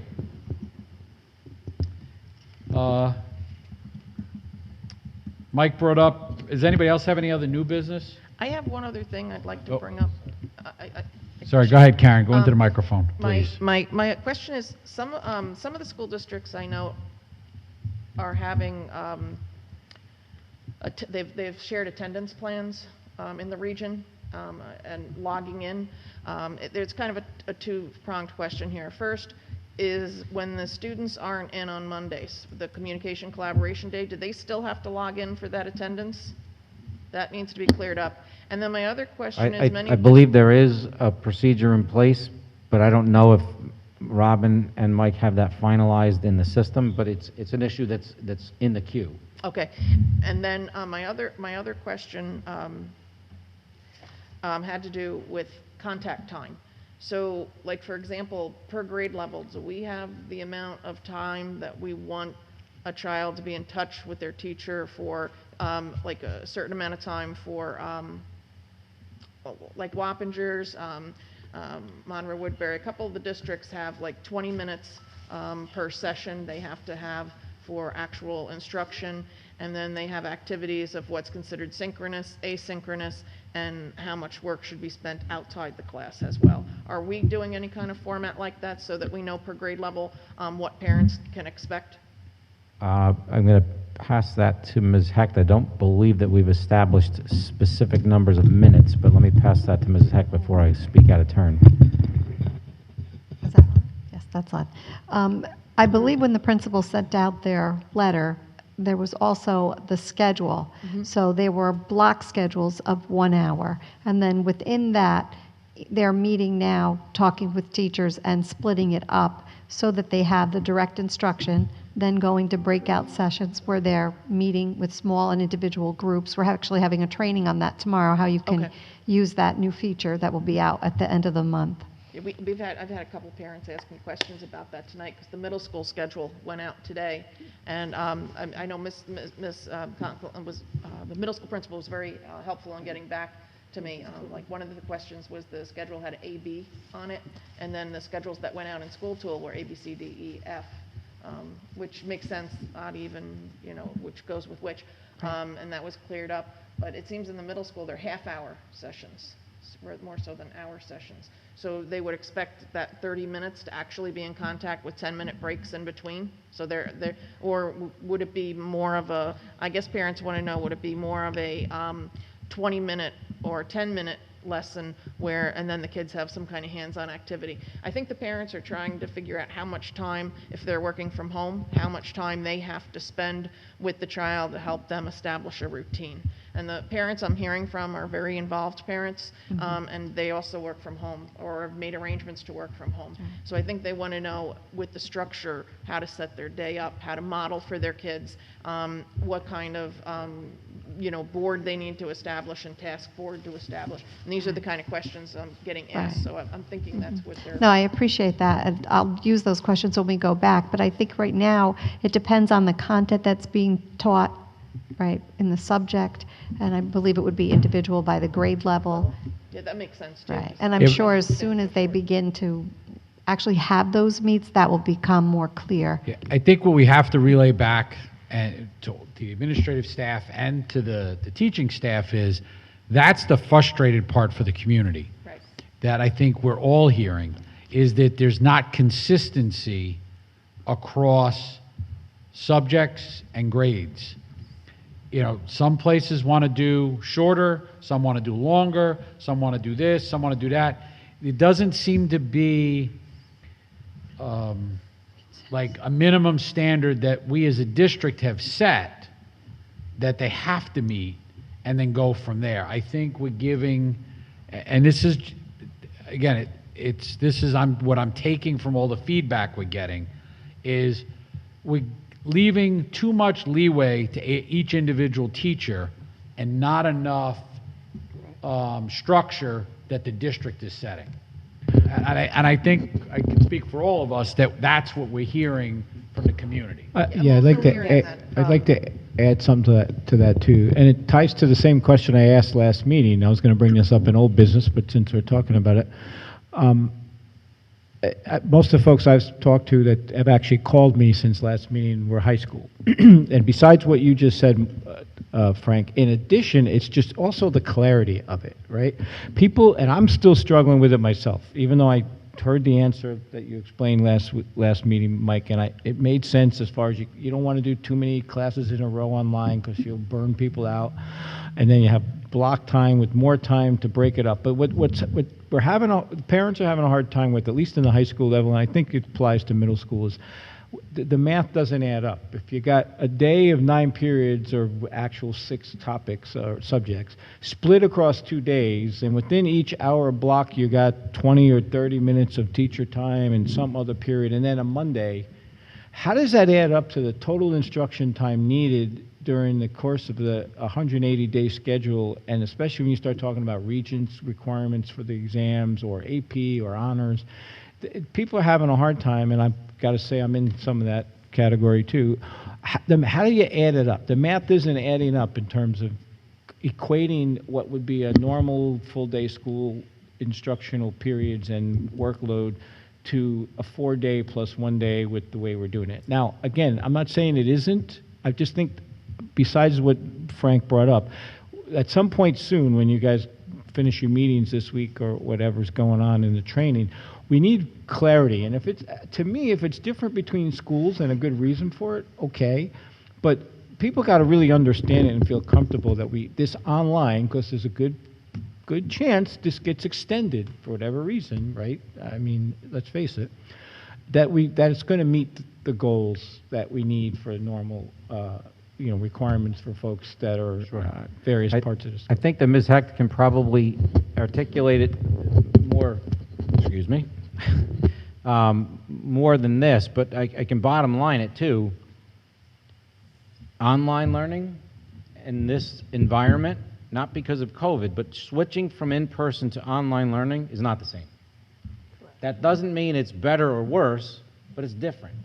So we will do significantly more. I hear you loud and clear about more definition and clarity with time. And I think that we have some real ideas on how to advance that significantly, which is one of the major components of the yellow point on student scheduling that we need to work through. And we've got some real think tank thoughts on how to advance that significantly. And I can't wait till we can really get into the nuts and bolts of that. So I don't know if you have more than... Just one more thing. One of the big things I'm hearing about is quality and equity, either by grade level or by subject. Many of the parents are concerned. I didn't experience this, but I have parents that express that there's a difference, that if the grade levels could work as a team, or as the subjects could work as a team, because they were saying that there was an inequity in quality and equity of what was being taught, and some classes were getting more content and more learning applications than other classes, and that's one thing the parents keep bringing up as well. Sorry. No, and I understand that, and I think that that's something else that we're trying very hard to separate out. The spring and now are going to be very different. Okay. Yeah, I think that's a good point. I want to elaborate on that. I mean, we have to, I think all of us, when we're talking to parents, need to realize the experience that happened in the spring it's got to be different. The experience we're going to have now is and will be different than what was in the spring. Now, does it equate to the math that I just described, one for one? No, it won't, because it can't. But we can't always keep going back to that point of reference, because we had numerous conversations, even in the committee with the community members, the instructional committee, about these things, right? It was inconsistent between grades, between schools, between so many things, right? I mean, it got better by the end of the year, for sure, than it was in March or April, but it's a total different environment now. We've had months to plan for this, and although it's not laid out like people like me want to see going into the first week, right? A lot of people are still apprehensive about it, especially those going into high school the first year, or those in 12th grade wondering how the college is going to be the second year. I mean, there's so much anxiety, but that point of reference, we can't get out of a conversation allowing that point of reference last year to be what everybody walks away with, right? We were committed. The administration, with support of the board, has committed that this online learning experience will be much different. And I know the hours that were spent with so many numerous people who were providing input, because I was on that committee. We got to execute, and we have a week to get ready for that execution, starting on the 15th, and I'm sure we'll have some bumps in the road along the way. But I think we, as a board, have to remember that's our foundation going in, and we'll see what happens. It remains to be seen, but we're confident that it's going to be a much better experience. And I think it wasn't meant to be critical. It was I think, more to give clarity to what we're all hearing. Right. Yeah, me too. I agree. Across the platforms, that's all that was. I just feel like we have to take the opportunity ourselves to try to help people understand that, and as long as we believe it ourselves, it's a little easier to explain. I just had that same conversation literally 6 hours ago with somebody. Yes, I was on the phone last night with somebody also. We've all had this conversation, and the way I've been approaching it with parents when my phone rings or I get the text is like, they're asking us questions that nobody really has the answer to. Correct, yeah, right. We all know we can't replicate in-person learning remotely. So the issue becomes because in my own district, they're saying you have to do 80 minutes a week online for the kids. Well, 80 minutes for one kid might be fantastic, and the other kid might need 160 minutes. One kid might need 30 minutes, and that's stuff you do in a classroom when you're with your kids every day. And trying to replicate it online, people want clarity and people want answers to questions that nobody really has the answer to, because nobody's done this before. So I think, when we're having these conversations, that's what I tell them, You work with your teachers, be in contact with your teachers all the time, and be an advocate for your kid, because the parents are going to be the first people to know if their kids are goofing off and they're not doing their work. And I mean, it's not the right answer, but it's the factual truth answer to what's going to happen when the kids are online. And the best thing is to get them back in that classroom, which is why we keep working at it and hope to get them back into the classroom. That's what I've been telling parents that have been talking to me about. Thanks, John. Joanne, did you have something before I? No, I was just more concerned, especially because we are online, is if we put up like hot spots, or is there a spot that we can let families know that don't have the internet? Well, I think we've clearly said on multiple occasions, if somebody has a problem with access, either devices or network, they should be reaching out to Ms. Hecht and the district to get them connected with the resources to get them where they need to be. Well, Leah says, the only reason I'm bringing it back up, Frank, is because we are starting school again. Yep. There is so much things going on. A lot of parents, like you said, are contacting you. So I just wanted to know if maybe we put it out. Is there a spot or where we can contact Mrs. Hecht? Because we still have families that don't have internet. Yep, that's the best way, is to be reaching out to the district, and we will guide them in the right places. So, okay. The other new business, Mike brought up the facility use question. What's the thoughts on what's your? So let me give you the baseline on facility use, the quick primer on it. School districts, government entities that own property, parks, things like that, are called limited public forums. So a school district has a responsibility to, if it chooses, create a policy to allow public use. And in that limited public use, establish clear guidelines so that any group that is in a similar situation must be treated exactly the same. Simple example, if the Boy Scouts want to use the gymnasium for basketball night for a special pizza party, you can't deny the Girl Scouts. And it's a stupid example, but it's the simple example. So an equal group must be treated equally. You cannot deny use because of the content of the activity. So the hard example on that is Jenny's yoga group, nonprofit, just wants to get together and use the gymnasium for yoga. Another nonprofit organization wants to come in for a purpose that may not be that palatable for us for anything. You can't deny either one if you allow the other.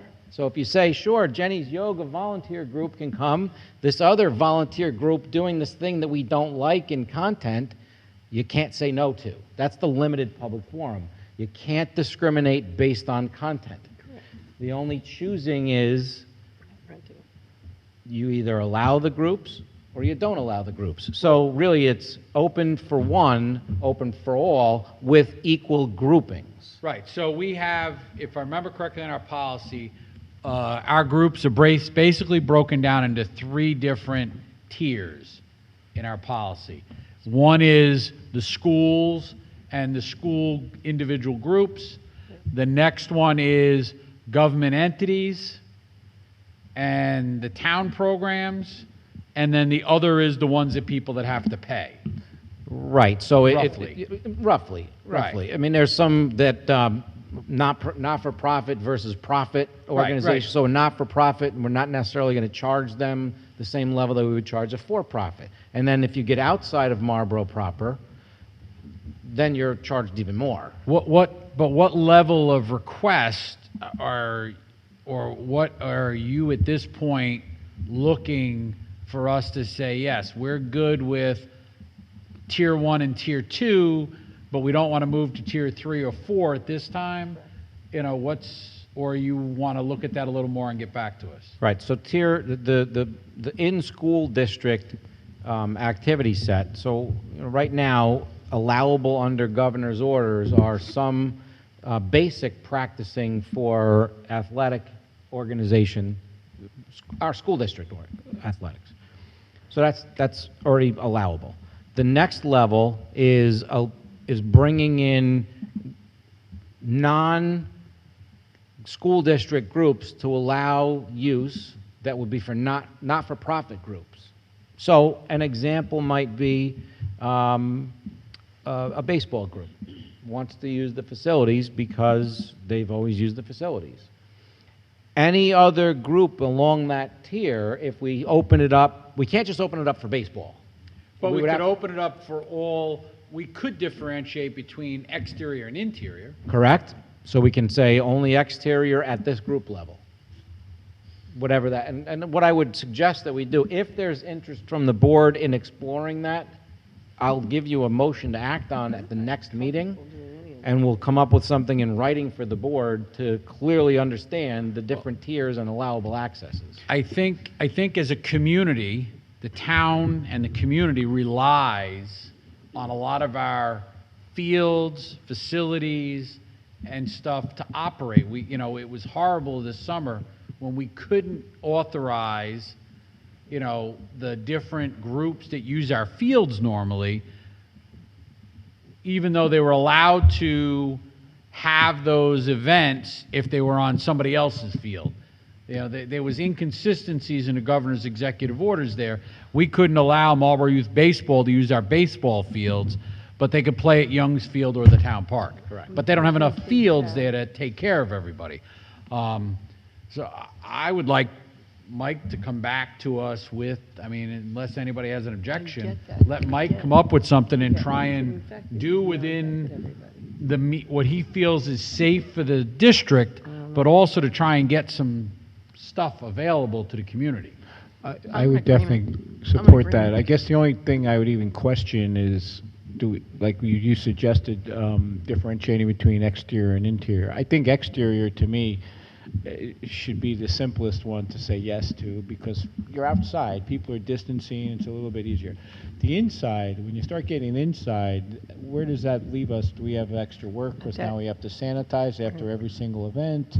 You know, do you have to do some kind of verification of commitment of distancing and all the other procedures like temperatures? Yeah, I think that's why it's best to All of let those him- things would have to be built into a recommendation. Yeah. He'd have to look at that with his group and then get back to us. I think the exterior would be easier. We're getting into cold weather, so I don't know how much more there'll be, but, you know, I can do this, no problem. None of the regulations that we're required to do for the stuff I just presented are waived for outside groups coming in. So all these experiences would be part of, if you would like to use it and the board approves, you still have to meet these specific expectations for use. Okay, that's fair. Right. Well, Larry and I will work on crafting something for the board to act and discuss.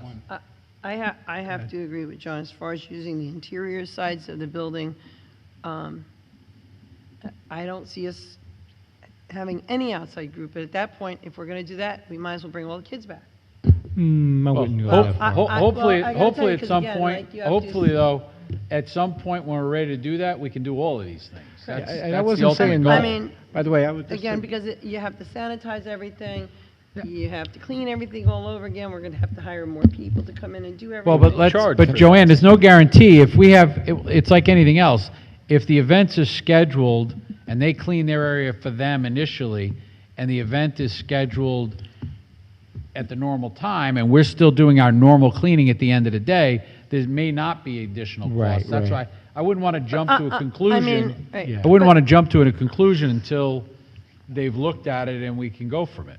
Yeah, I'm that- just not comfortable doing the inside of the buildings, and I'm sure, I you know, wasn't, and I 'cause wasn't it's a whole- saying not to do the inside, just to be clear. I just was saying that's the kind of considerations we need to think Right, about. and I that's, also think we need to think about our staff and everything else, John. Why don't you let me come up with some that comes into the recommendations? buildings, and you know what, that's going to open a whole nother thing, because right now, they're just coming into the buildings trying to get comfortable, and Right. we're going to open the doors again and say, here, and outside Joanne? groups come in. Joanne, Yeah, I why agree. don't you let me come up with some recommendations for the board to debate next time? I'm just not prepared to deal with it from a factual perspective yet, so next week we will. And I Now that agree I with understand you. there's some I agree with interest, you. so They should weigh in. many school districts have chosen not to. That's why I wanted to gauge interest first, and then we can have a we're full so debate into, after. we're so intertwined with the community, especially Yeah. for the outsides, that we have to, now that we have the ability. Correct. Yeah, John. Mike, I got one question, because that's what you just said was leading to my point. If we open up for our community, which I will support if that comes up, because I do, you know, they use the fields, I used to use the fields. Other districts around us are not opening up. Are we at risk of a lot of other people trying to use our fields, or do they have to be community members in Marlboro? That's why we want to make sure we limit it to this, to a specific tier or grouping that I'll lay out clearly for you. Yeah, the policy is clear in prioritizing those in our current board policy, talks how we do that, and that's where, if they come back with a recommendation, we may not want to do that bottom tier at all, just for that reason. We may only want to do all the that other would tiers work. and not the bottom tier. Just because it's not going to really be a moneymaker, and we want to have what's available for everybody And like I else. said, the fields outside, things that were outside, it's a little bit more fresh air for the kids, I get that. I'm just not really comfortable with using the inside of our buildings at this I point. promise you, I'll Okay. develop you a set of documents so that there's going to be a good, healthy debate, no Yep. pun intended. I'm open to anything you want to present to us, and then make an educated decision based upon what you present. Okay. Anybody have any old business? I do. Joanne? At the last meeting, I had asked about the AD and how many days were worked through the summer. She exceeded the number of work days required, allowed, but was only paid for the allowable work days. As with everybody else, this has been the oddest summer. A lot of fits and starts in the athletic world, with some initial thoughts that maybe athletics were going to start in early September. And then September 21st was a date that was thrown out by the governor. And now it's going to potentially extend beyond that. So I think that's correct, Rose? She exceeded the number of days The number of days is allotted. normally 26.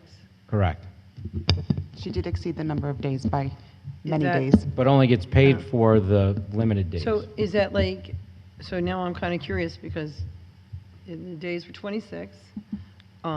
Is that like full days? Is it meetings? Is it? So or she a gets meeting paid here or for there? 26 days. Some of her days are obviously half days. She doesn't work 26 straight full days. She keeps a timesheet and a log and turns them in just like any other employee would. Because that's why I'm kind of curious because, She well exceeded the 26 days. but never mind. I'm not going to debate that right now. Okay, thank you. Okay, any other old business? I just have one question for Ms. Mealy. Any movement on the cell tower? I was thinking that Oh, Mr. Milazzo. I have reached out and have not been given Not a that you haven't a response. million other things going on. I'm just curious because it is, No. it may not be a lot of money, but it is a revenue thing we're trying to It get. certainly is. It's actually on my blackboard in my office, and it's one of the few things that's not crossed off yet. It's still a work in progress, and I'm sure Mr. Cavazza and I could reach out again to our Yeah. contact to see if they're interested. Thank you. Anybody else have any other items? I'll just throw out one so everybody's aware. I did see today on social media, it's not always all bad. Tomorrow, after many years of waiting, Dunkin' Donuts is opening at 5 a.m. And what I did see is they had some pictures posted, and it does say, "Welcome to Marlboro, home of the Dukes," with our MD inside the Dunkin' Donuts. Yes. It was very interesting. So those are all great things. So we'll move on to recognition of district residents. If anybody has anything they'd like to bring up, please come to the podium, state your name and your town, and limit your comments to 3 minutes.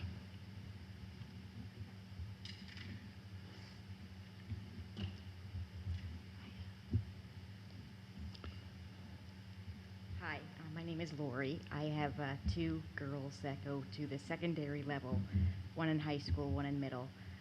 My question is about live streaming. This? You just tip it down. Oh. There you go. My question is about live streaming. Is there a way we could live stream the classes? For like my girls, I chose hybrid. Obviously, that got pulled back. So teachers are coming in to teach from their classes. Could they live stream a lesson and still bring those hybrid students in? And then obviously the remote kids will get their lessons. I don't know, have we thought about that? Yeah, I mean, there has been a whole discussion about that. I know one of the things we're dealing with is some contractual issues and some technical stuff. But that has definitely been, you want to... Right, so excuse me. A goal is a goal, but let me give it to you in practical terms. We're trying to our goal is to maximize the amount of time our people are actually spending in person ideally, but ultimately, even if it's together remotely. So that's what we're working towards, and the stuff we need to start working on beyond the four of us next week with our building staff. So the goal is that. Okay. More time, whether you're in person physically or synchronously working in person and online, that's the goal. More. So Okay. stay tuned. We're going to get to that. Okay, and quickly, as far as numbers and staffing, those families that chose remote, I know there was a staffing issue that I had heard about hybrid and remote kids not meeting the needs of one or the other. So if you could just quickly just give me the numbers of how many families chose remote and how we're meeting the needs of the hybrid kids coming in. If we don't have enough staff, how are we handling that? Sure. We think that we do have some high quality and very appropriate ways to meet the needs that we have to carefully navigate for the next couple of weeks. I think that I'll be able to report significant progress that will really answer your question. Okay. And not me being coy about it the next time I present. Because there's a series of things that will fall into place very soon that will help me be able to give you a full-throated answer. So Okay. for tonight, I have to be a little more coy until those things fall into place. Okay. Not because I don't want to, but I need to cautiously work towards a few things first. Okay. And I appreciate the patience. Just give me a little bit more time. Oh, I'm patient. I know, I can tell, but I'm not. I have a sharp tongue. I'm not patient, so I appreciate the patience that I want to get to where you're asking sooner. Yeah. I just need a little more time, and I'll get there. Okay, thank you. But I clearly understand the question. Thank you. Thank you.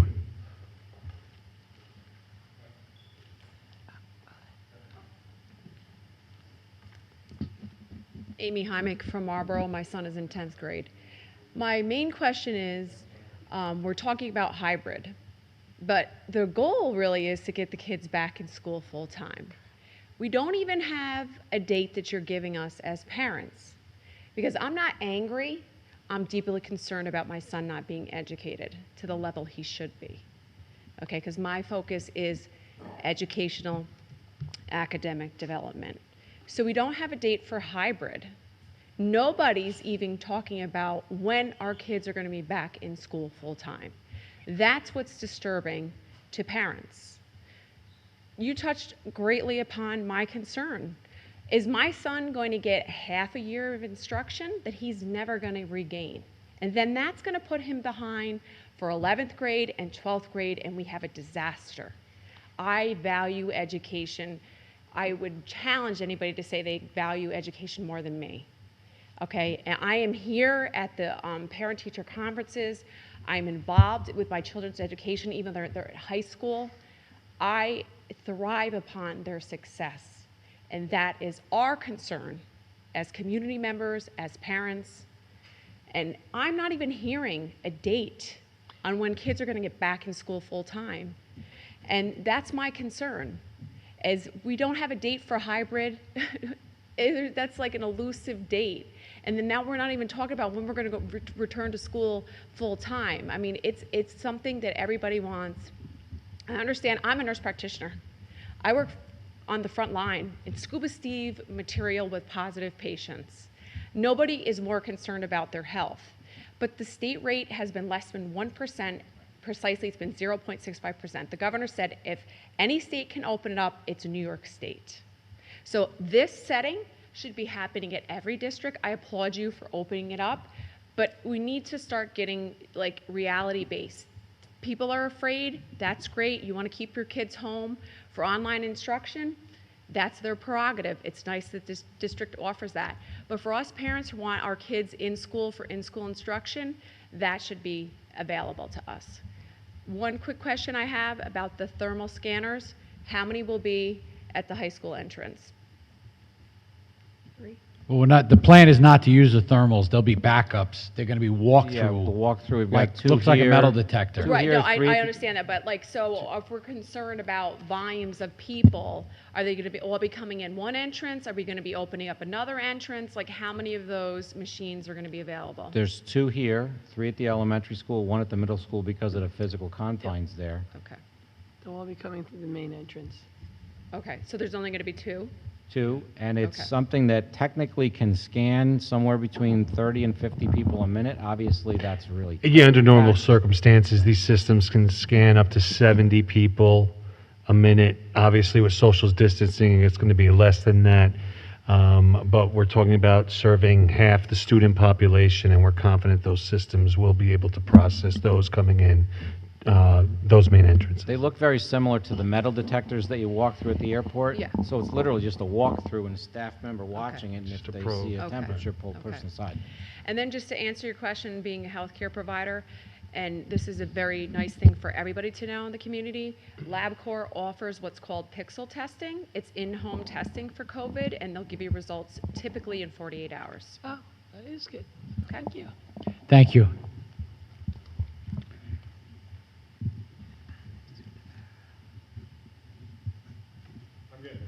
That's okay. Frank LaFaro, community member, graduated here in 1978. And I am also a teacher, 38 years, and I am in a district which is opening with hybrid. I work in a district that's doing that, so have a little bit of a perspective. Just a couple of things that I just wanted to kind of bring to kind of light. Not to steal your thunder, Mr. Brooks, but the reason that college students are going home is not because of what's going on in classrooms. It's because of what they're doing outside of the classrooms and bringing into the classrooms. I have a daughter also in college, so that's basically what's going on in the colleges. I think the colleges have taken extraordinary precautions to try to make it work, some of them doing some online stuff, as well as, you know, the people have to do practical stuff and go into the classroom and do those types of stuff. My concern basically is there's not a perfect plan out there. I mean, we use the, and I teach in Beacon, we use the word fluid. We know that the opening is going to be kind of a little bit scary for us. And we know that there's going to be challenges that are going to be there. And so I would just ask that we not wait for the perfect plan to be in place, that we do the very best that we can.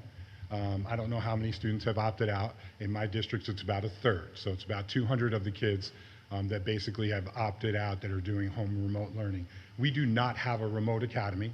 Those students participate, they are part of the regular classroom of every other student. So when my students, I'm teaching my students remotely, in my I teach the classes from Dutchess Community College, economics, government, and psychology.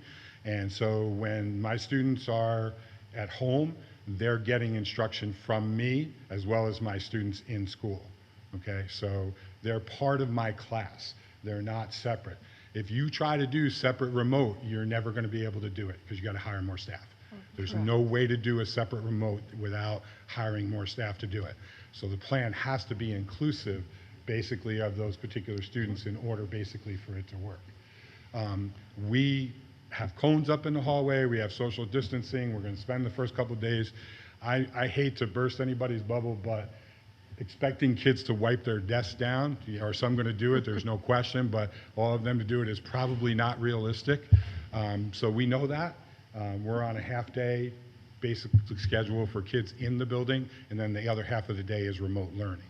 All right, so the desks are getting cleaned with some hydrostatic something at night that supposedly kills germs for up to 30 days, and basically that's what we're going with. And listen, we might be home in October. I have no idea. Nobody has any idea. But what I'm saying to you is that I'm asking you as a father who has you know, a child going into 12th grade who already lost pretty much all of her 11th grade year, no prom, no whatever, going into 12th grade, that we at least attempt, if we can, to get it going and not worry about, is it the perfect plan? Is it going to work perfectly the way we think it is? Because it's not. And if you think you're not going to get cases, that's ridiculous. When the kids come back to school, you're going to have cases, guys. You're bringing hundreds of kids into the building. It's reality. It is what it is. So how are we going to deal with that? How are we going to move forward with it and making sort of practical steps sort of in that particular direction? I was very disenchanted to see the superintendent's letter that went wanting to put sports off until January 1st. I thought that that was a complete overreaction to something that, and by the way, just so you know. Just clarify, not this superintendent. Okay. It was the superintendent's group. Right. That I had no input in Yeah, on, by the way. that was very disheartening. Right, not this superintendent, though. And just so everybody knows, when you bring sports back, it's going to come back under the governor's rules, which means for the first 2 weeks or 3 weeks, you're not going to do much. You're going to have 5 kids, being able to do this, no contact, no whatever. Phase 1, we all got phases, right? So we need to try to bring them back as soon as we can, knowing that there's going to be a phase-in process and that it's going to take a while for it to happen in order for that to occur. And so I just would ask that you take that into consideration, because we all want the perfect plan. We want the perfect hybrid plan. We want the perfect plan in the building. You know, we're talking about these guys doing fantastic jobs, cleaning or whatever. Then let's let them do their work, and let's get the kids back in the building. Thank you, Frank. Thank you. Anybody else?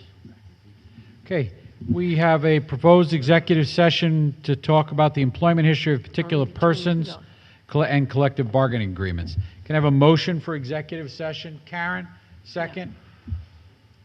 James? All in favor? Aye. Any opposed? There will be action after? There may be action afterwards. If it is, it'll get posted. Can we put the heat on? Thank you very much for everybody coming. We will be back in this room 2 weeks from tonight. Thank you. I'm freezing. It was really nice to finally see you again, Ralph. Yep, just hold. Cold. Joel, turn the lights on up there when the broadcast is done. Hi, Ralph. Welcome back. Yeah.